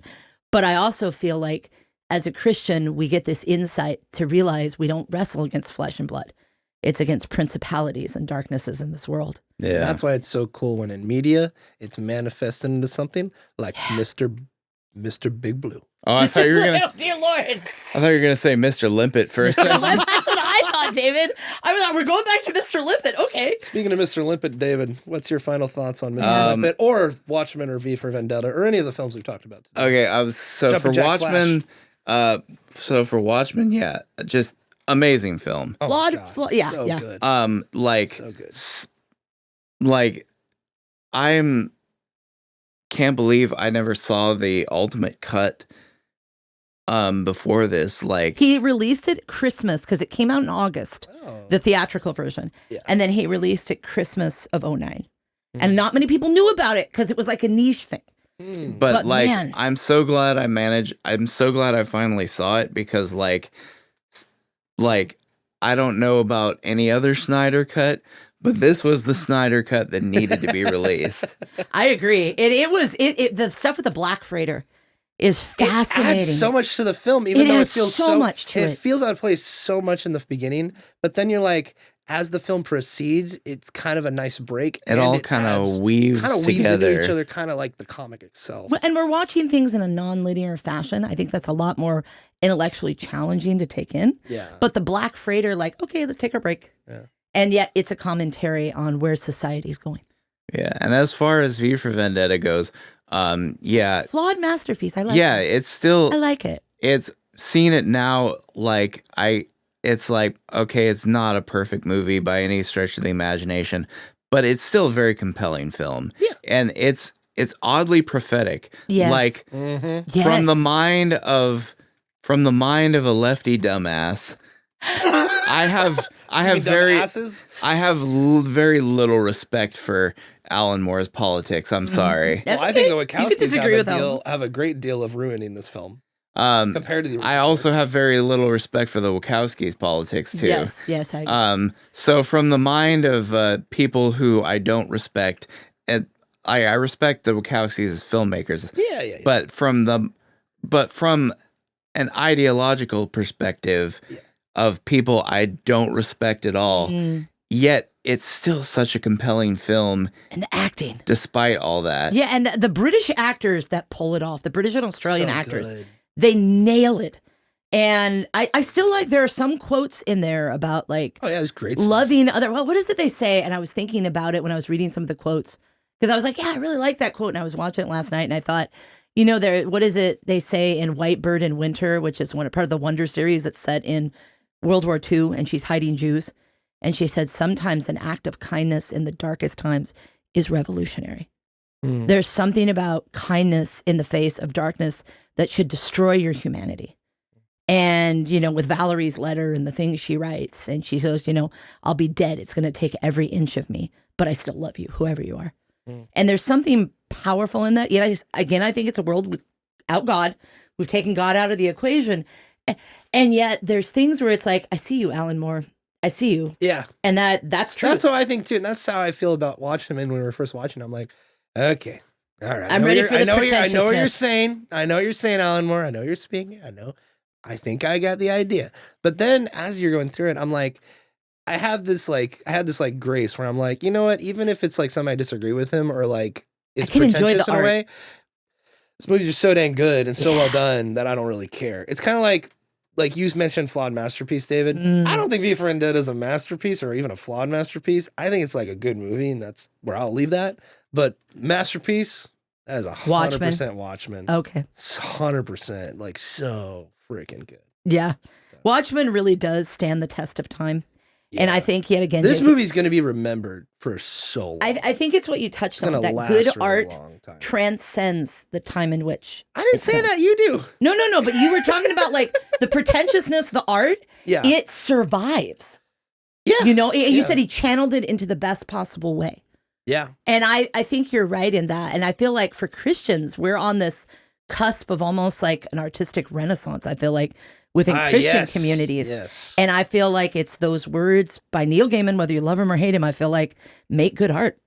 Just make good art. That's all you got to do. Mm-hmm. And good art is important because it gives us something to look forward to. Wish Neil Gaiman would channel more energy into making good art and then just saying some of the things that he says. Said. I know. What was I thinking of? And it reminded me of American Gods. It was like, American I don't Gods. remember.